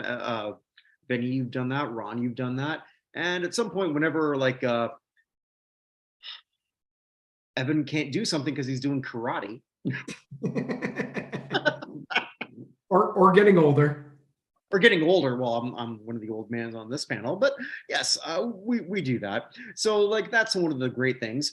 Also, again, promote our sponsor, BetStamp. So hey, BetStamp. If you need to bet, if you're gonna gamble, go on to BetStamp because like they are the best thing to just sort of like have everything laid out. So like that way, I'm doing this because you're here, Evan, right? So like, because thank you, I appreciate that. It's our first ever ad copy, right? Yeah, more or less, and I kind of botched that earlier, but Yeah, did you say it's Buck 25 BUCK or is it like your name? Oh my God! BUCH? Oh, look how awesome you are here helping me out because you've also been a co-host on that whenever I needed that. Yes, Buck 25, and you just sort of like that is your promo code on BUCK Buck, right? BUCK, not BUCH like my name is. But right. Sorry, hey Ron, you voted for someone who's not on our list. We only list the three. Ronnie Barber was one of their few that missed out on our list. Rondé Barber's not on the list. He's not on the list. Yeah, I just sent a revised group of three. Cool. And Kirk. Yes. I have something for you. Oh, what do you got? See, I feel like Woody Page on Around the Horn, with the messages. Look at that. Awesome. Get that promo code in for, what's the name of the sponsor? BetStamp. BetStamp. And then your points just go up your points just go up as time goes on. Yeah. How do they even calculate points on those shows anyway? And also don't forget to vote for Granny Gratishar for the Hall of Fame seniors. Hey, that's my points. Yeah, for sure. Yes, Pierce, we're sending him to Evan. Yeah. So other shows that I do. So there's one that I'm going to be recording tomorrow. I have this wonderful, fantastic show called This Crap Was on National Television. And tomorrow afternoon, I'm going to be recording Small Wonder. She's a small wonder. I remember. I don't know the rest of the words. Hey, Kirk, did you ever get a chance to check out the San Pedro Beach Bums? I have not. What's that? Yeah. I've got a vast collection of shows that nobody else remembers in my head. So just let me know if you ever need one. Absolutely. Okay. Well, Bill, I guess you're going to be a special guest star on something. Sure. I'd love to discuss Lucan also. What's that? Lucan? It was another one of those sort of like tortured teen werewolf kind of things. But it was ahead of its time. It was before people got into the wave of tortured teen werewolves. It was in the 70s. That sounds interesting. Was it good or was it bad? Both, of course. I mean, how could it not be both? So when you say good and bad, is it like the room where the quality is so bad, yet it's so enjoyable that it's good? It wasn't bad because of the quality. It was bad because they were trying to. So once again, nowadays it probably would do quite well because everyone's used to seeing like tortured teen werewolves, right? But in the 70s, people weren't quite sure they were ready to watch a tortured teen werewolf. And so Lucan, which is the name of the character, starts to realize around his 17th birthday or something like that something's a little different about him, right? I'm not like the other. I think he says something like, I'm not like the other guys or something like that. I think that's kind of his tagline. So he just hit puberty late? Like, I mean, that's what you're describing. I mean, that too, but like he has hair on his palms and a different reason that you had, Jeff. So it's a little different for him. Oh, Bill, with the zinger. He said after that, he's going to go sell some folks a timeshare. Yeah. Well, it could be worse. You could be selling people a pyramid scheme.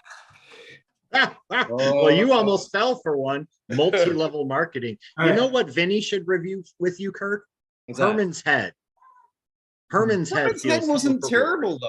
No, it wasn't terrible. And of course, without it, we'd never get The Simpsons. Can I call timeout here for a second? I'm taking it Ted's not voting. Yeah, Ted's not voting. Okay, so then do you mind if I'll put the screen up and I'll just give you the votes live and say I'll type them in as we go. Okay? Yeah, go ahead. Cool. Can you let me share my screen? Ah, crap. I'm not gonna get this shit out. Kirk is the dictator.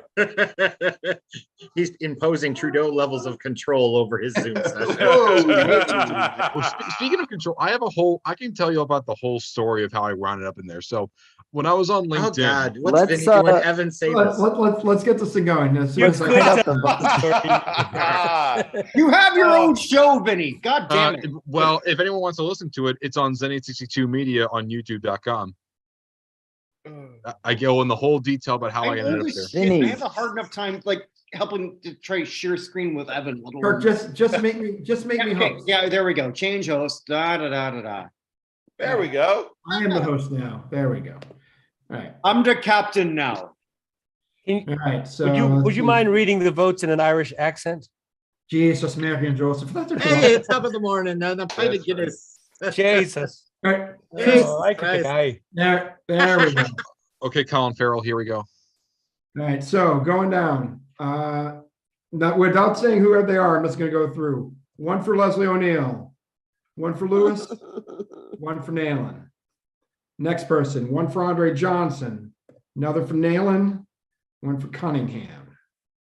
Next, one for Cunningham, one for Nayland, one for I only did one.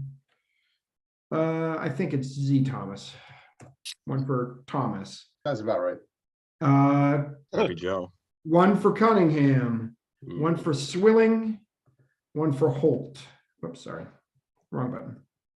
There we go. One for Swilling. Gets him to 2. We need a drum roll for this. One for Webb. One for Holt. One for Holt. One for Swilling.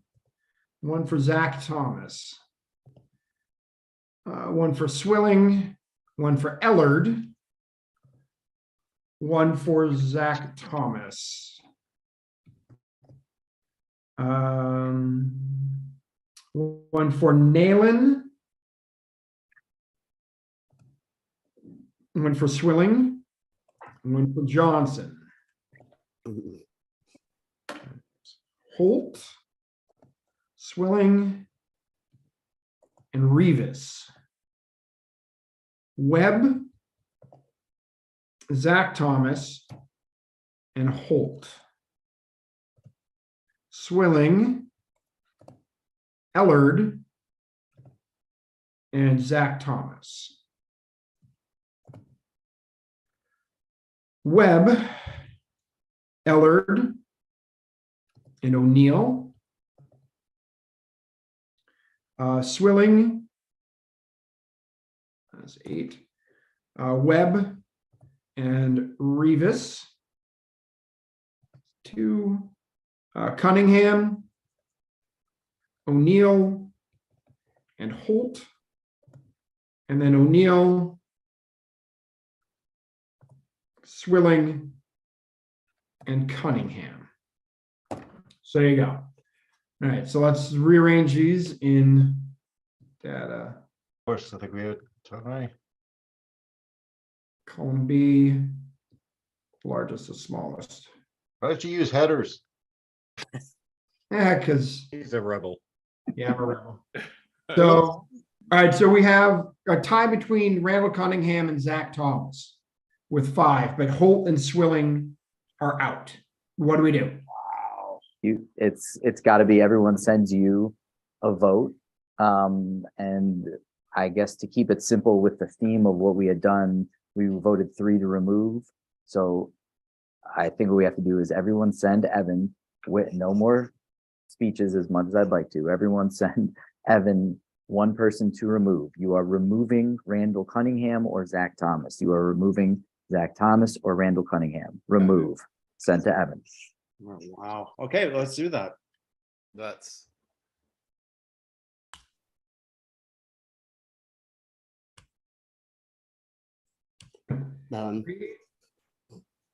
One for Thomas, 2 for Thomas, 3 for Thomas.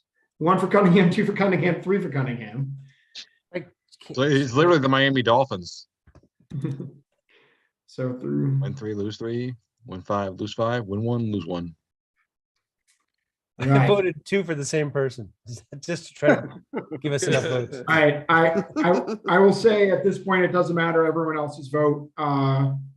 We had 4 for Cunningham and everybody else voted for Zach Thomas. All right. And the people in Antarctica, aka Glenn, how you doing, brother? Is happy. Okay. I like how you put F right there. Yeah, I did. I had my fat fingers. What can I say?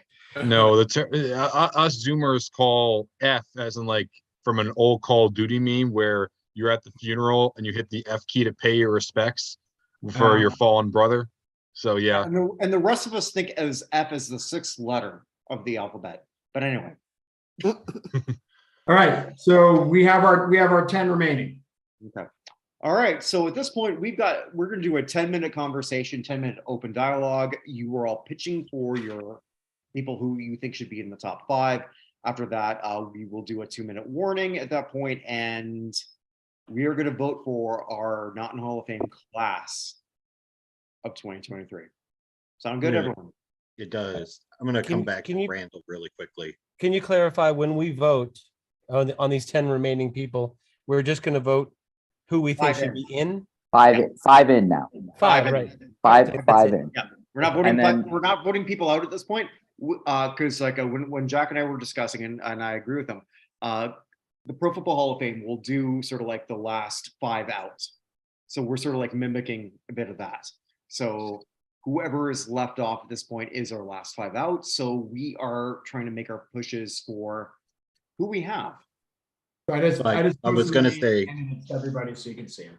Thank you, Evan. I was going to say, back to the Randall Cunningham point, I look at like this list of 10 that we've got here are really, really good. And I'd probably feel good about any of the 5 transparently.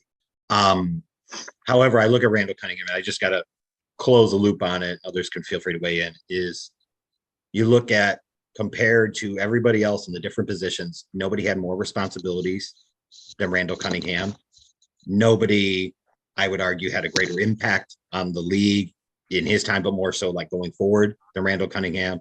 You know, there's a reason Michael Vick ended up being the #1 overall pick in 2001. It wasn't just because of Michael Vick being Michael Vick. It was the fact of there was that kind of template of Randall Cunningham, and you could see that you could have a guy be like Michael Vick that was like Randall Cunningham, even though Cunningham was better, that could be a successful NFL starting quarterback at a high level. When you talk about like relative to his peers, there are a number of statistical categories that he really measures up to the guys like the Aikmans and the Kellys and the Moons. And I've illustrated some of that here. And I understand like the thing of, well, what did he win? Realistically, what was he supposed to win with what he had around him offensively? And then defensively, I keep coming back to, there's always that presumption that the Eagles defense during his time was so star-spangled awesome and elite all the time.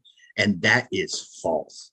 Like they had a couple of elite years, but there were times and seasons they gave up a lot of yards. They gave up more points than people maybe remember. They look at a defense that had great players like Reggie White, Jerome Brown, Eric Allen, Seth Joyner, and they say, man, this was an elite defense. No, it wasn't always an elite defense. That's nostalgia making us think that it was better than it really was. So I look at him and I say, he played the most important position. That's got to have some type of premium on it. It does to me. And some of these other guys, you also talk about Randall Cunningham, is very late in the process too.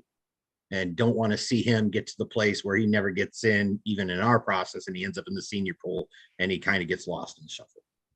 I think I look at it more broadly. Tom, what was the way that you described Tom Nalen in terms of terminology? What were the 2 categories? A remarkable career and being considered the best at what he did for at least part of his career. Okay, so I phrased it in my head a little bit differently, but I think it's the same thing. The way that I look at it is two categories. One is called achievement and one is called impact. And an achievement is all of the stats, the trophies, the performance in big games, all the things that you can measure. And then impact is more of the intangibles. When you think about the position of an era, who do you think of? When you think about a certain game, when you think about the Super Bowl, when you think about postseason, when you think about clutchness, when you think about, those kinds of things, who do you think about? And Randall Cunningham, his achievement is great. It's not otherworldly, but it's great. I mean, I think it aligns well with Kurt Warner. Bill said last time about, we always talk about peaks, but what about your valleys? I think that there is obviously those two levels of Hall of Famer. There's the Deion Sanders, like the guy he's talking about, where it's like, you would look stupid if you said so-and-so isn't a Hall of Famer. And then there's kind of everybody else.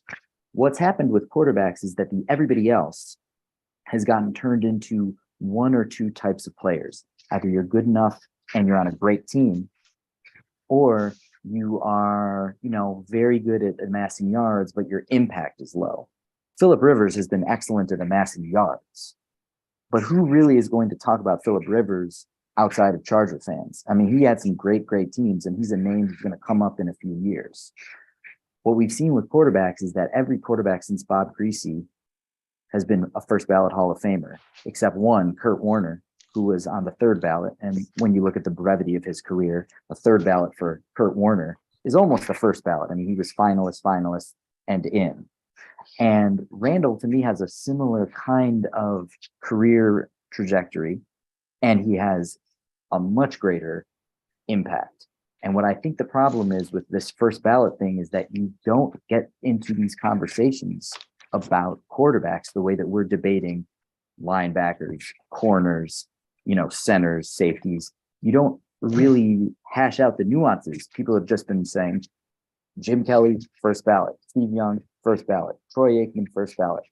Well, if those three guys are first ballot, they're not Peyton Manning, they're not Tom Brady, they're not Brett Favre. They're a little bit lower, but they're first ballot. To me, that's where I start to look at Randall Cunningham. His 1998, when he finally had all-pro teammates, is the same as Jim Kelly's 1991. And the difference is that Jim Kelly played with the MVP of the league, and Randall Cunningham was the MVP of the league. So broadly.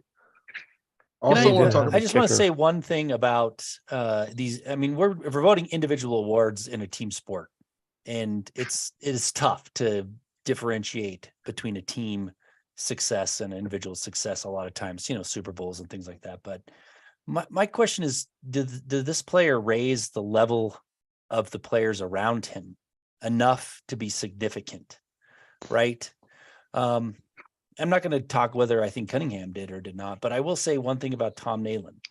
In 2003, Clinton Portis had one of the greatest rushing years for the Broncos, probably third, maybe fourth, if you want to argue out Armstrong back in the 70s.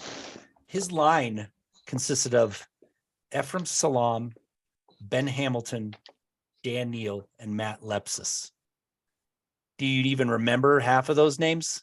I remember this is not an offensive line that you're going to be clamoring to get into a Pro Bowl. We do, Tom. We may know that name. I'm just saying it. Think about that when you're thinking about Ephraim Salaam was the guy that ended up not being what Tony Baselli was supposed to be, but unfortunately Baselli never was able to play for the Texans. Yeah. Now I always I'm just saying, wakes up screaming thinking about Ephraim Salaam. Yeah. When you're thinking about like individual awards in a team sport that we're doing, that you have to consider that. Did they raise the boat? Did they raise all ships, so to speak, make their team around them better? Some of these players did, and some of them didn't. Some of them have individual awards, but it is a team sport in the end. So that's just my piece. Okay, so to that point, let's look at two very different players at the same position. I'll open it up for comment. Andre Johnson, Henry Ellard. Two very different places in their careers. We have a lot of time on Andre Johnson. Do you look at him and say, boy, the Texans got to one or two postseasons basically with him as the only guy on his side of the ball. JJ Watt is the big guy on the other side of the ball. That's two guys, and they made two or three playoffs. Do you look at that? Do you look at Henry Ellard and say, look at what he was at the end of his career, and now he's getting shortchanged because, a lot of guys have passed him in career yardage. And yet at his time, like the first down stat. So that's the one I would like to open up. Andre Johnson, Henry Ellard.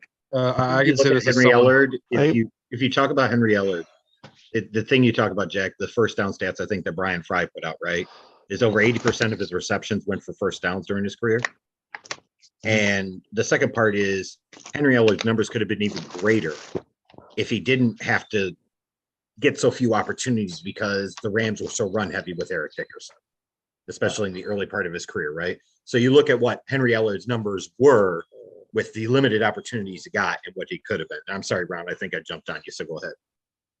Oh no. I mean, I'm even outside of those guys, I'm looking more holistically at this year, and in kind of what Tom said, when you talk about greatness, like someone who's just that extra level above, I look at this class as having 3 first ballot guys. If you look at Joe Thomas, Darrelle Revis, and DeMarcus Ware, who got bypassed last year to make sure Sam Mills got in. And then to me, it comes down to 2 more. And it's a very valid regarding, I'm a champion for seniors and not having these great players get into seniors. Henry Ellard, I think, was a great receiver in terms of stats. I just don't remember him like as dominant as Andre Johnson, but then obviously Andre Johnson can wait a couple years, if it's not him or Holt gets in with the voters. But to be fair to that point, did Ellard have the chance to do that with the team he was around? And also, not for quarterback. Remember, right? I remember watching some of these guys play, and that some of those guys just didn't jump out. For example, the way Albert Lewis did. The guy, I think Dungy said he probably created 50 bad kicks in addition to blocking like 12. Sure. And then you're talking about a shutdown corner who, if these stats are right, 31 attempts total against him in defense first season, and he had allowed 4 completions. I mean, beyond all the Pro Bowl and All Pro and all the other stats and honors. That's what I'm trying to say. Was this guy great, or are we just trying to put someone in? I don't know. I'm trying to find that balance. I think if you're game planning for an edge punt blocker, he was pretty great. Yeah, I think when you look about Albert Lewis, though, like I think Brian also put out a really great number. I think it might have been Pierce. I'm sorry, I'm getting my names mixed up here. Talk about in the game in 1990 that Warren Moon threw for 527 yards and 3 touchdowns. 527 yards Warren Moon threw for. On that day, he targeted Albert Lewis 6 times and completed bubkiss.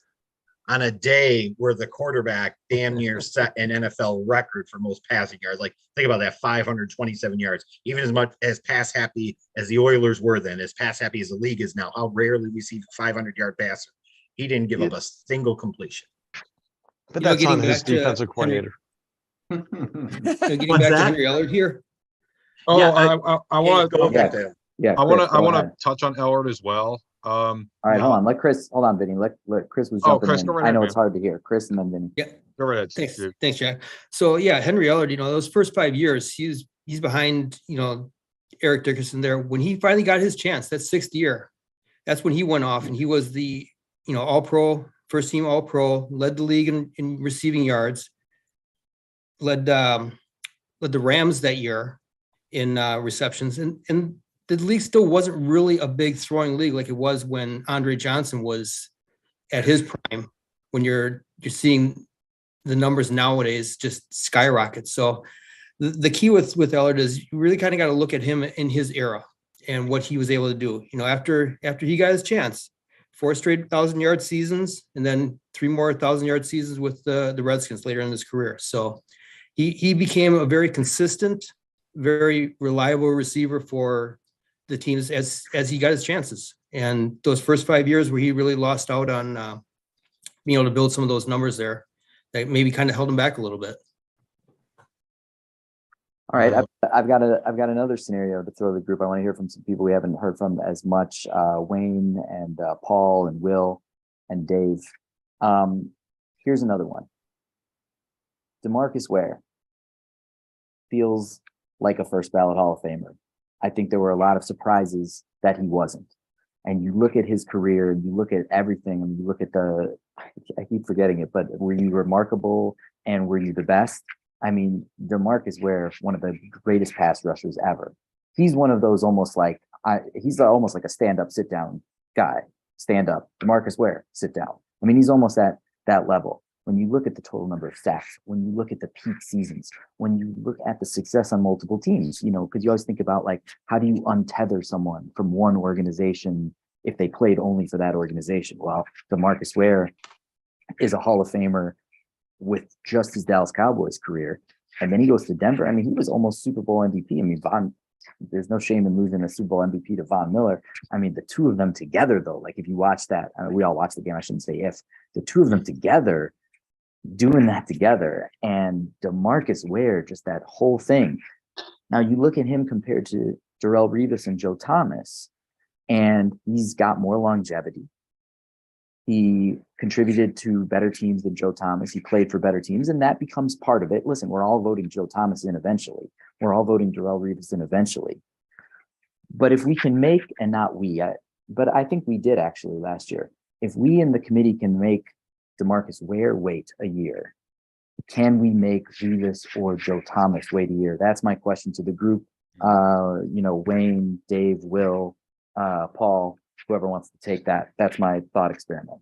See, I appreciate the sentimentality of that and in trying to address these things, but that's A, why you have a senior committee, and that's B, why the system is set up the way it is, so that you know, in order for somebody to rise to the top, they still have to be among the 5 best that you vote for that year. It's, to me, I'm not going to, you know, basically lie about who I think the 5 best players are in order to try to build this system. That's not how I look at it. And I'll add another, you know, piece of scenario to this.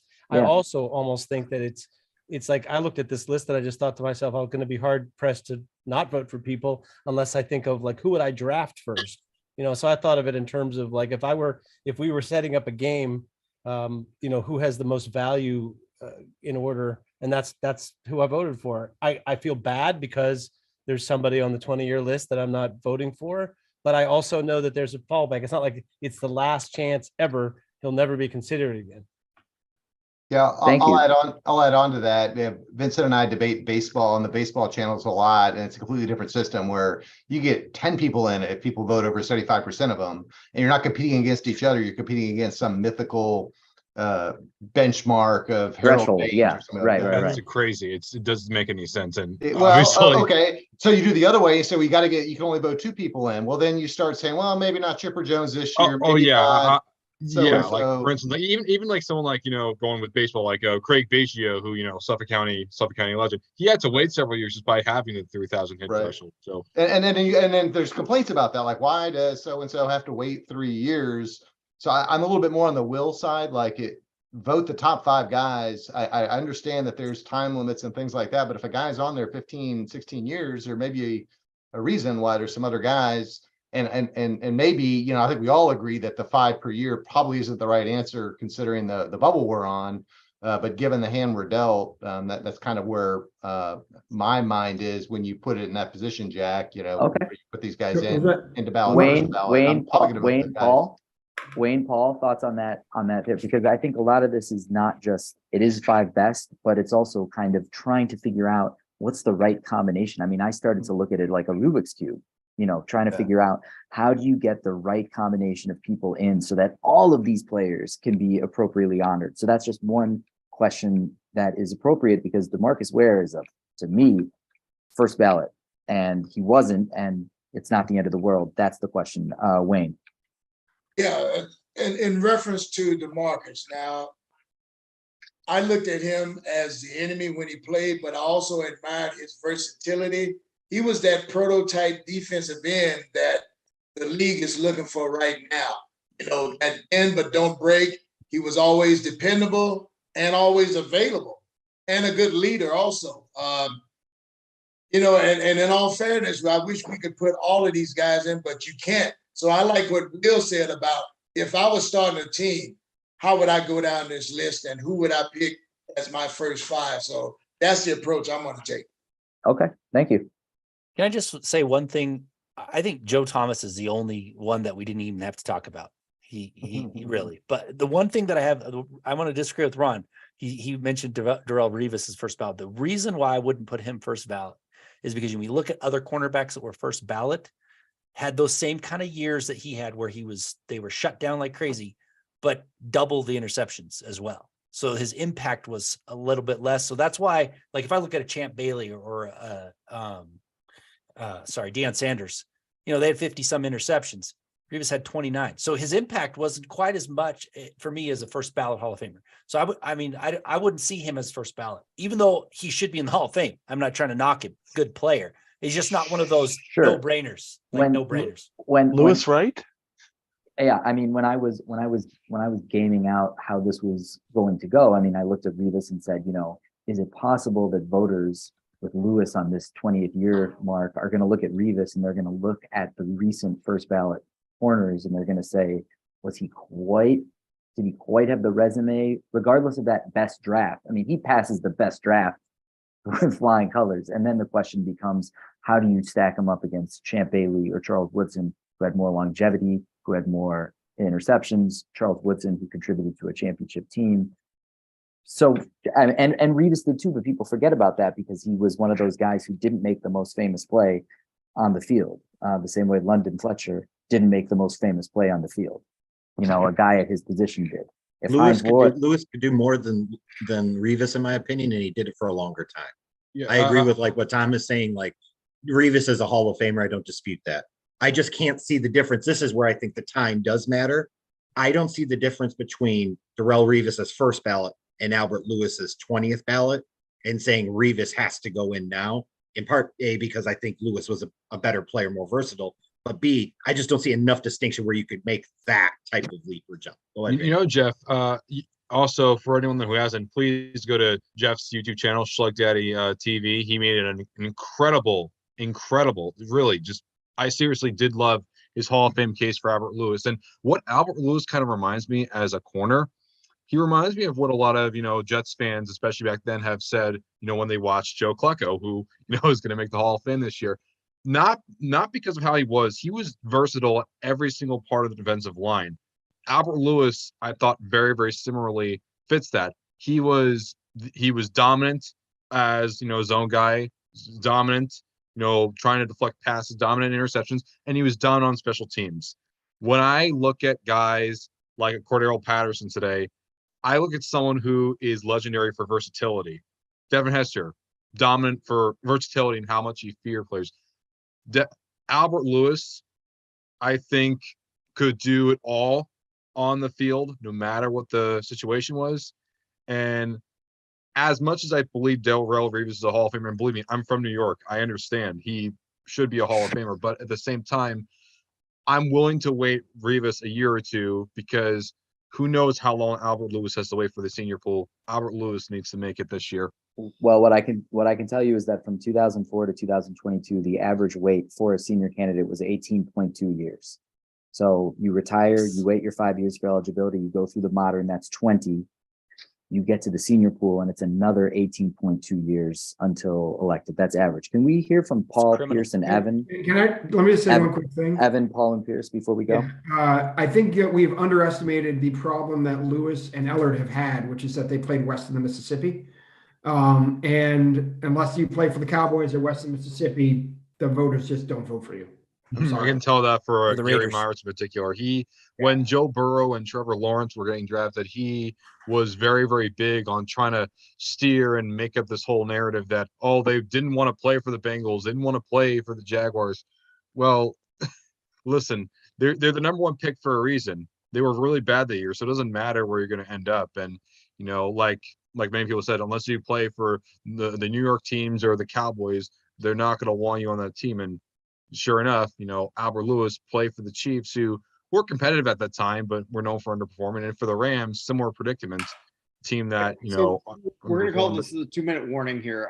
So just people that we haven't heard a bit from. I just want to chime in on the Paul, first. I want to get on my first ballot soapbox just for a minute. I think it's highly overrated. I think it's something that's very inconsistent if you look across the years. If you feel somebody's a Hall of Famer, and as Will was saying earlier, you're picking a team, you're looking at the best impact players. If you want to give some consideration, I totally understand, in terms of Ellard and Lewis, that's a consideration. They're going to move off this ballot. And by the way, folks, once you're in that senior pool, there is no guarantee what's going to happen, when it's going to happen. It's still a deep pool, even though the process has changed a lot. There's still a long queue there. But anyway, going back to the first ballot thing, the voters are very inconsistent. Why was Jason Taylor a first ballot and DeMarcus Ware wasn't? And that just illustrates the point I'm making, is that when you're a Hall of Famer, you're a Hall of Famer. If you go to the Hall of Fame, if you look at the bus, if you read the bios, first ballot is kind of a public media kind of, look at that distinction. They got in the first year. Fine. But it doesn't make any difference once you're in the hall. There's no distinction. They don't get a gold bust. They still get a bronze bust. So I think it's really subjective to the class at the time and the players that are there. And some years you get, like last year, really nobody viewed anybody as first ballot. Fair enough. This year, maybe there's 2. A few years ago, we had complaints year after year from folks because there was 3 out of 5 first ballot every year. I think we get a little too hung up on the first ballot thing and put the emphasis, because the voters are so, there is no standard. It is so inconsistent. If a guy if you think he's in your top 5, put him on your ballot. If he gets elected the first year, well, great. But I don't think we really need to be thinking about, well, wait, because he can wait. Just look at the top 5. And I think we get a little bit collectively as a society, if you want to call us that, hung up on the first ballot stuff. That's kind of my soapbox. Yeah, Also love recency the hat, by bias. the way. Okay, so are we ready to vote? Yep, I've already gotten some votes. Hader, I got 4 names from you instead of 5.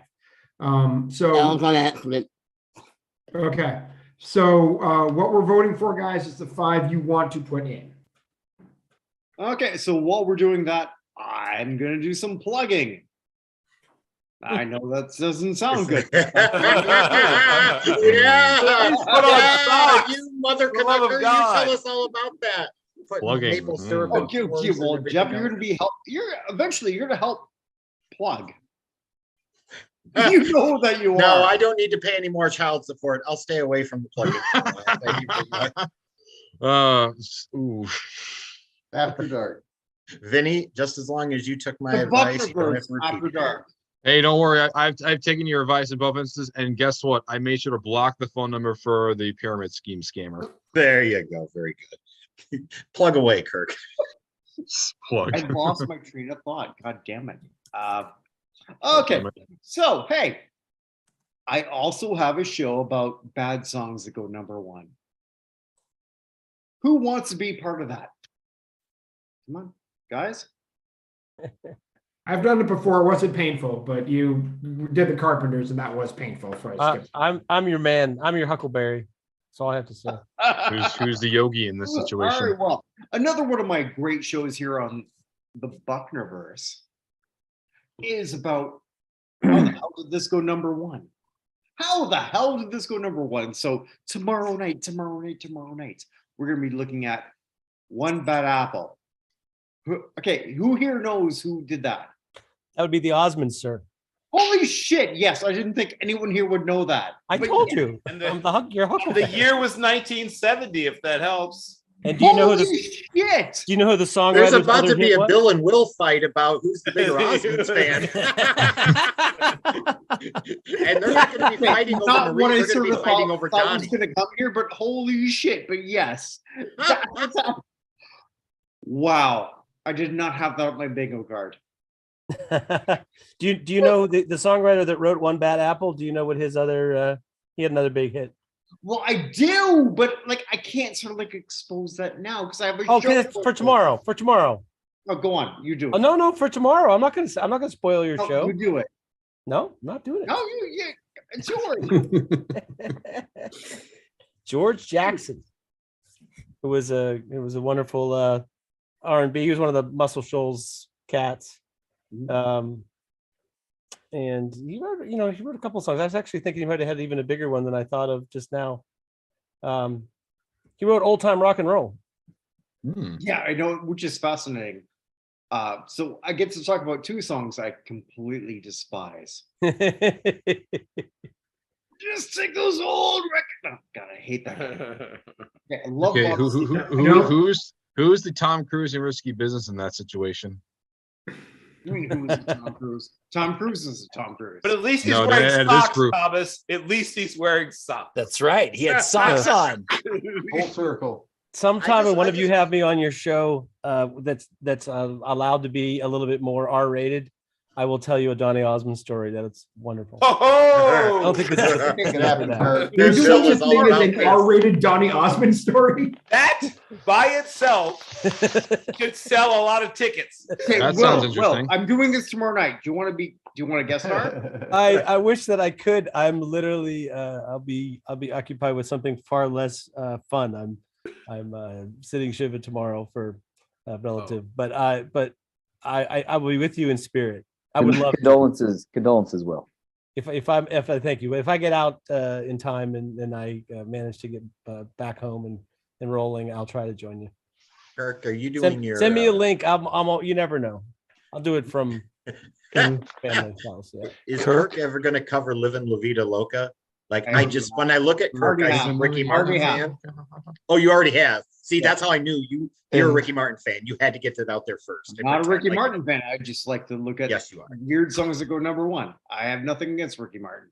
Well, maybe hear about let's just hope that the news is false because What? Right. It's a family show. And I Oh, have the votes. All right. Oh, Here we go. oh, Drum roll. Evan's taking over. And let's while make sure that y'all are out there, let's make sure this goes faster than the Speaker of the House. Oh, jeez. To be fair, there are 15 votes here. So, all right. So here we go. These are votes to elect. First ballot I have is Thomas Revis. I moved these around here because it's my first name here. Ellard, Andre Johnson, and DeMarcus Ware. Second, Joe Thomas, Henry Ellard, DeMarcus Ware, Albert Lewis, Richmond Webb. Vote 3, Albert Lewis, DeMarcus Ware, Henry Ellard, Joe Thomas, and Leslie O'Neill.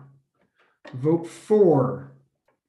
You're going to notice a pattern in the first name on these. Joe Thomas, Tom Nalen, Leslie O'Neill, I wonder who voted for Nealon. Henry Ellard, and Richmond Webb.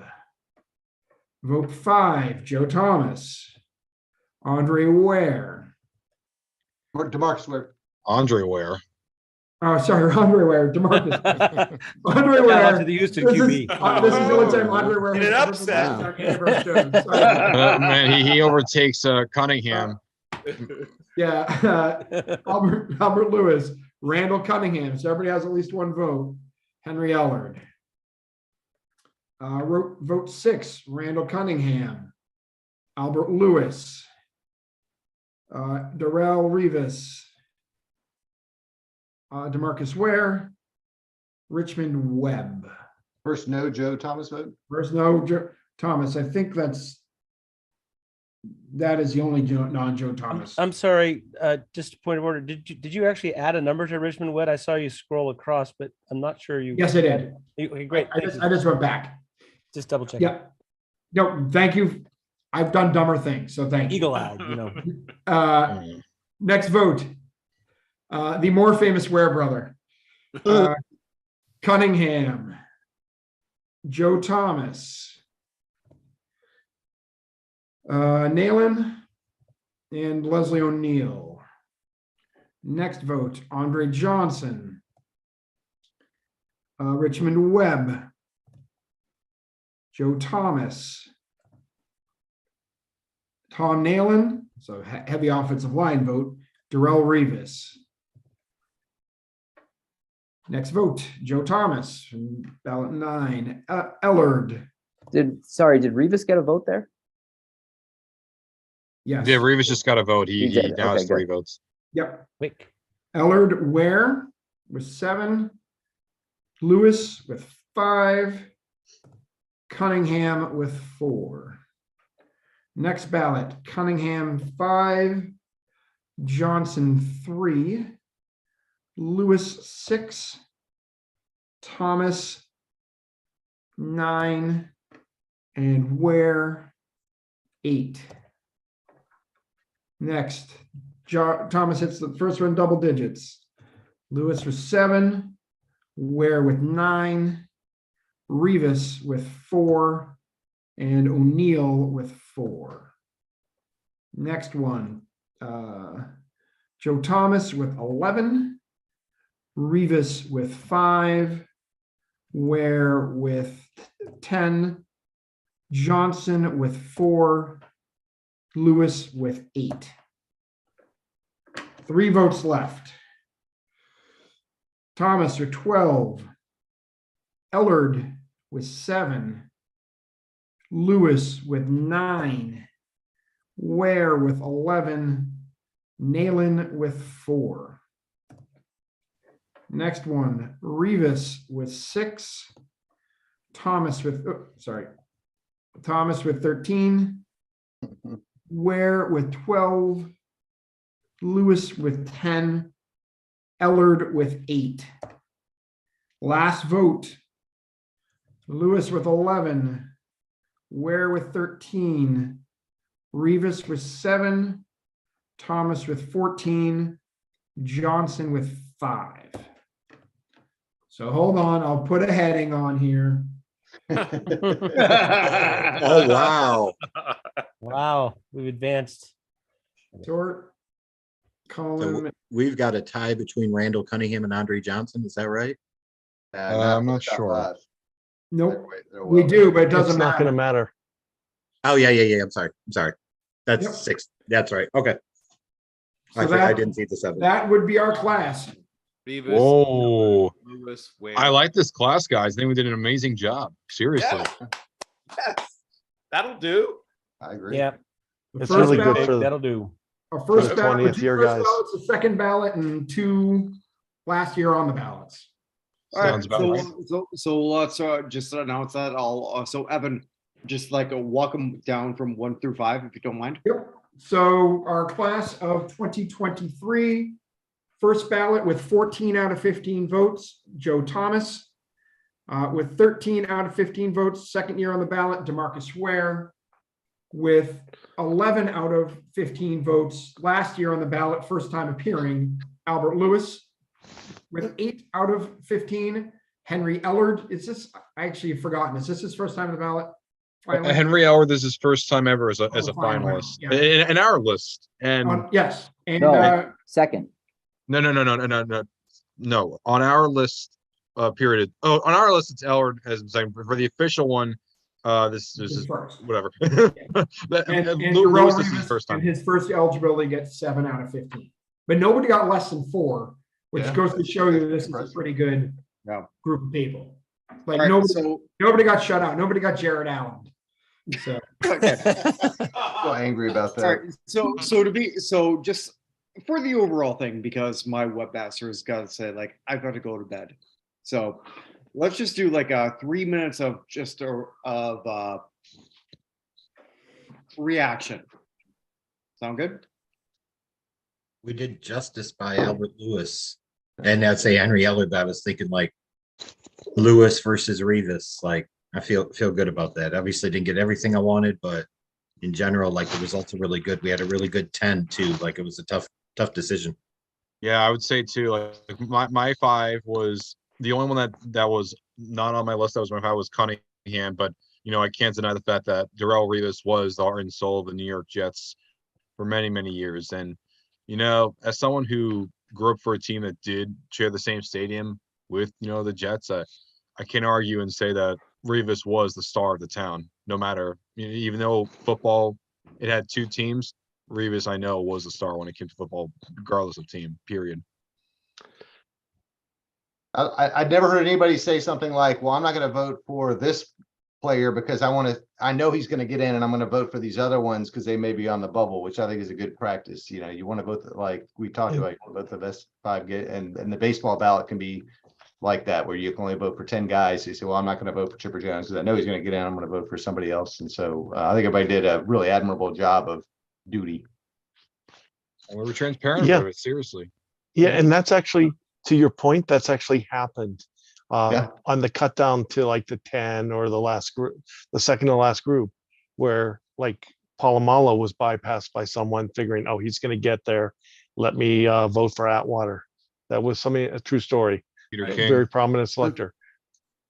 And I love the fact that we are showing humanity to these guys who are in the 20th year of eligibility, just because of the drain that's in seniors.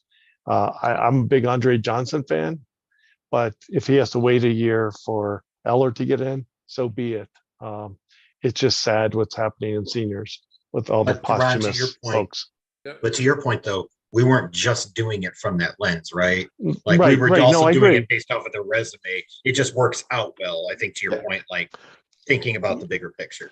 Right. If all things are really, really close, so you give it to the 20th year guy because that's his last time in modern before the black hole of seniors happens. Yeah, and I mean, I think last year there was the opportunity with Clay Matthews, right, on here, and I just don't think Clay Matthews is a Hall of Famer. If we're in the same position, had the same thing, I would not have voted for Clay Matthews.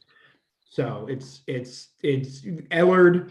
I think Ellard. I've been completely converted on Lewis. He was not someone I spent a lot of time with prior to this, but I get the argument, and I have absolutely no issue with him going in. And I've been a Henry Ellard guy for. Yeah, the funny thing Evan, too, is that an example of by us having more conversations, it allows things like this to happen, where the real process, they don't get a conversation until the finals. And I wonder, like, for an Ellard, if that would have ever made the difference. And we'll see whether or not it ended up making a difference for Albert Lewis, because he got to be finalist in year 20. It certainly feels like it made a difference for us. They have conversations, trust me, before they're voting. Yeah, but maybe like in pockets, right, Ron? But not like all 49 voters together, or Yeah, like a but large group of them together. It makes a difference. as far as the credentials, they do have conversations. Absolutely. More than you think. Oh, I don't doubt that, like, there's messages, there's phone calls, text, all those things. But I think it's different when you have that in a smaller pocket versus a larger group. I even think it was represented in the last round of voting that we did. Like, you could see a clear distinction between the people that voted for Lewis, that were here and part of the conversation, the larger story being told, and those that weren't, that didn't do that. And I also want to talk about Lewis too. Ellard and Lewis kind of remind me of two sides of the same coin for both being in their final year. Ellard was someone that was high on our queue for a long time, ever since we started doing these. Lewis was someone that did not come across our minds until his final year of eligibility, and sort of like the real life one, he jumped all the way up to now he's inducted by our group. And I think that really goes to show you how important it is to have these conversations, whether it's, modern players or senior players or senior players even further up, or even modern players too. I think it's always important to understand that, there's many different perspectives on the matter, regardless of player. And like, look at Tom. How many of us do you think would have put Tom Nalen here if he was not in this group? I don't think any of 5 us years would. ago, no, I would not. I would not have. And I think it's the power of conversation, man. Yeah. Well, and here's the other thing, though, just not to diss on Nalen whatsoever, No. but I wonder what would be if we had someone equally as passionate about, like, Jeff Saturday in here, another person at the same position.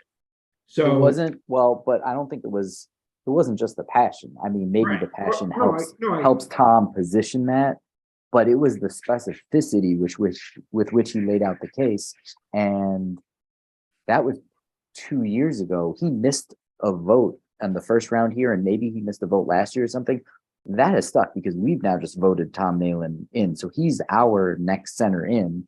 And I imagine that when we reconvene next year, we'll look at that and we'll say, okay, maybe now it's Tom Nalen time. Maybe now it's Randall Cunningham time. Maybe now it's Richmond Webb time.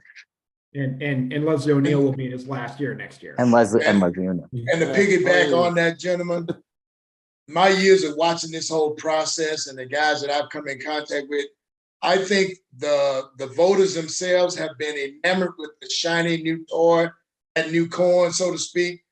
They kind of push the history, the older players, the seniors in particular, to the back burner. And when they do decide to bring a senior in, it's after his demise. And I think that needs to change. Oh, I agree too, Absolutely. Wayne. I can say this just personally from knowing you guys for so long, being a part of, Zenny 62 Media.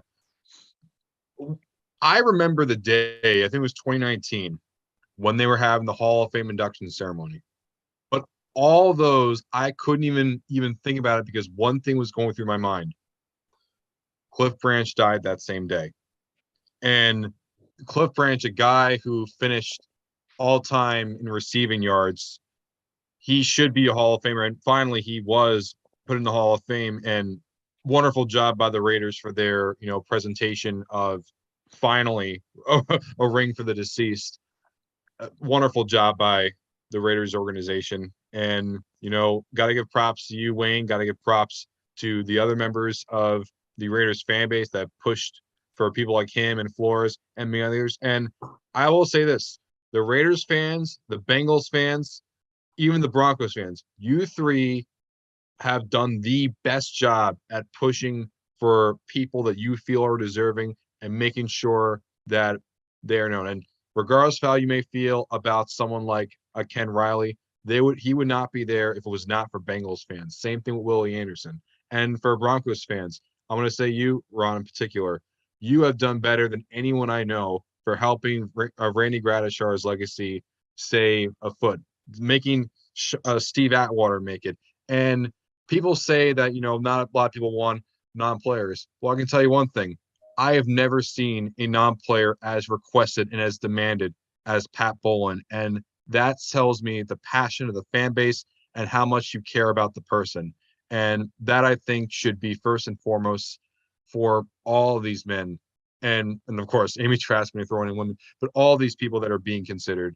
Understand that these are people, these are their lives too, and we should do whatever we possibly can to make sure that their legacies are preserved in the best way they possibly can. And I want to touch on something Wayne talked about. I look at it slightly differently in terms of, he talked about the shiny new toy, Wayne. I also think about, and we've talked about this like with the running backs, and we've kind of like snickered a little bit and said, it almost feels like they're going to a NFL.com or Pro Football Reference and just saying, who are the guys that have the most career rushing yards? Those will be our semifinalists. And I think about some of the guys we talked about today, like Tom Nalen, Richmond Webb, that don't have the stats that are as easily quantifiable. And I think about the importance of being able to tell that story. And, like it's like a Tom Hall Appreciation Society here right now. So stand up, sir, take a bow, show us your socks. But, I think about the importance of being able to tell that story. And like Wayne, you did a really good job of telling the Richmond Webb story. And, those are the guys that I'd like to see, the positions I'd like to see get a little more representation. As I think Jack made a great point about center, it feels like you have to be generational. Some other positions you don't, but a Richmond Webb was a 7-time Pro Bowler, numerous Pro Bowls voted on by the players and coaches. That means something. It wasn't just a popularity contest. Like, the guy was really damn good for an extended period of time. And yet we said he's a couple of years away from the senior. And I agree. Yeah, I agree. I think my problem with it is the history is getting lost as we get more voters that are younger. I like watch people to post on Twitter, media people talking about the best running backs, and they don't even mention Jim Brown's name. It's ridiculous. And I think it's our duty, really, as a younger generation or older generation, wherever we are, to continue to talk about the history of these great players, so that they're out there in the forefront. And there's players that deserve to be in the Hall of Fame that nobody even they don't even recognize their name anymore. I would say Albert Lewis till a couple of the last year or two was not even being talked about, frankly. So it's like we hold these voters like they're they all knowing, but half of them are starting to forget about players from the 60s. Somebody brought up Deron Cherry earlier. Yeah. And one of the people I've been pushing for, and of course he's unfortunately now passed away, but I've been pushing for Roger Brown for years and years and years. Yeah, a 5-time playoff ball winner. Yeah, and a guy who had 79.5 career sacks playing nose tackle, right? When they threw the ball on third down only. Yeah. And was instrumental in the last time a Lombardi-led team lost a playoff game. He sacked Bart Starr 7 times, playing nose tackle against one of the great offensive lines in the history of football. And he can't get he got a sniff. Let me say, he got a sniff. But I mean, it just bothers me that this man who very much wanted to get in the Hall of Fame died not getting in. And the problem is like he's not even a semifinalist. No. And you look at the list, like there's certainly some worthy and deserving guys in the semifinalists. Guys we look at like Gradishar, Sharp, a few others, and be like, they belong in Canton. But then you look at some of those other guys, you're like, you ain't really sure about that. And meanwhile, you've got like, I come back to the Lamar Parrish and was like, he's not even a semifinalist. I'm not even going to talk about the Ken Riley because I'm just going to say like a guy like a Lamar Parrish or a Bobby Boyd or Roger Brown, like guys Bobby like that. Boyd, yes, thank you. Yeah, it's like another guy who was one of the great Louis early Wright. advocates for retired players on top of Wright. everything else. Yeah, And and I also- just go. I Yeah. just say like you look at some of these names and it's just interesting. Sometimes it's you say I don't know, man. It's like not trying to be disrespectful to these players, but it feels like even within the senior process, they're losing some of the context, and maybe that's where historians and more film gurus would be a benefit to the process because you see some of these guys and they don't even get mentioned, they don't even get sniffed, you know. And like you said, Roger Brown, like it's unlikely he might ever get in. Yeah, I even Bothers me to no end. it even bothers me for wide receivers. And yeah, I mean, sure, there's a conversation we had for someone like maybe a Stanley Morgan, maybe a Mark, maybe for those two. But I mean, you have someone like Del Schaffner, Harold Jackson literally led the league in receiving yards, receiving touchdowns, and receptions for the entire decade. He didn't even crack the NFL's 1970s team. You even had Billy Houghton, who had all of the receiving. He had 2 of the 3 legs of the receiving Triple Crown at the time they retired. And then he also sniffed out too. Like you look at look at all those people from his time. And even for like Otis Taylor is fine, but I would argue Art Powell was Lionel a better Taylor receiver. or Lionel Art Taylor was Powell. better too. Right. Like I would say that even Charlie Hannigan, I would probably say was better than Otis Taylor. Like it just feels weird that we're just focusing on just a time from just like, unless you're like a Cecil Isbell or a Laverne Dilwick, it feels like everyone that's from like after the Super Bowl, that doesn't exist. Meanwhile, I look at all these like old magazines and from like Sport Magazine, and I'm looking at them like saying, wow, they're writing this and this about this player and this about that player. I'm like, why aren't people talking about this stuff? It's shocking to me. And yeah, it's just baffling. It And really look is. at Jack had shared a while back an article. I think it was Sports Illustrated, Jack, if I'm not mistaken. It was the mid '90s. And it was some poll that was done. I can't remember if it was voters, who it was. But like one of the players that was listed as they were likely to be in or on the right track to get into the Hall of Fame was Leslie O'Neal. And yet it was Sports Illustrated for their NFL preview issue of 1995 polled all of the Pro Football Hall of Fame voters. I think at the time it was like 33 or 34, and there were some weird omissions in terms of like active players who for some reason weren't on there. But I mean, you do see who they are thinking about. Leslie O'Neal was someone who was up there. So was Clay Matthews.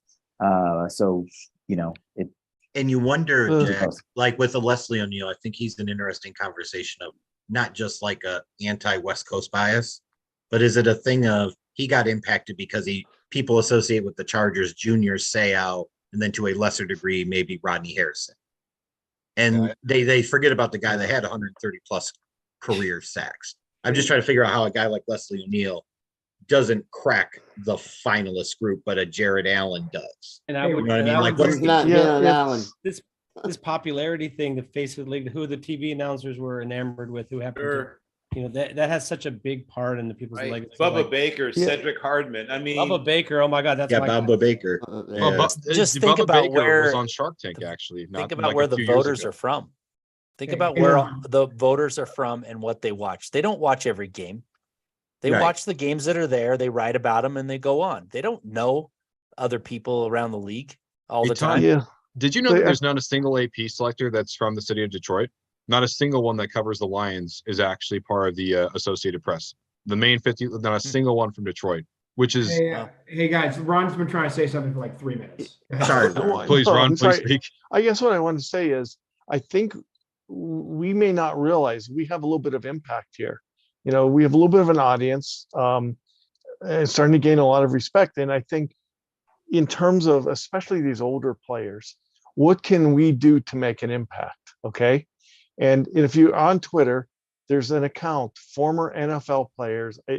I don't know if the @ symbol, it's slightly different, but if you search that, those folks have been really advocating for these older players that are in the seniors. And when we're talking about Maxi Bond, Cecil Isbell, Eddie Metter, and those kinds of guys, and they've come up with some suggestions of maybe petitioning the Hall of Fame to do something similar to Centennial, but get the seniors in by some of those older decades where the current selectors just aren't, in tune with them because they just never saw them play. Ron, in case you're curious, what can we do? The And Twitter also, handle is at here's my former socks. NFLers. Here's Oh, my sorry. socks. Here's my socks. You're not wearing them though. That's the problem. Yeah, Just got them.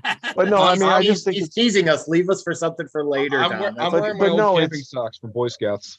but the gentleman who runs that just said, and I said this during my pitch for Lewis, at the current rate under the current system, the Hall of Fame ceremony is going to be sponsored by a funeral home. I mean, Cliff Branch, Ken Riley, Bob Kuchenberg's one of the seniors who's pretty close.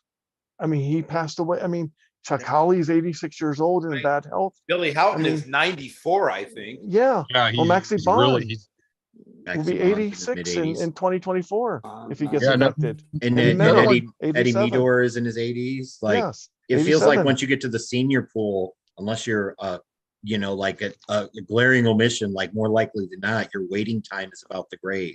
That's Well, like the median waiting time. I hate to be harsh about it, but when your point, Ron, Randy. like recent evidence indicates like your median wait time is right before or right after the grave. Yeah. And that's unfortunate.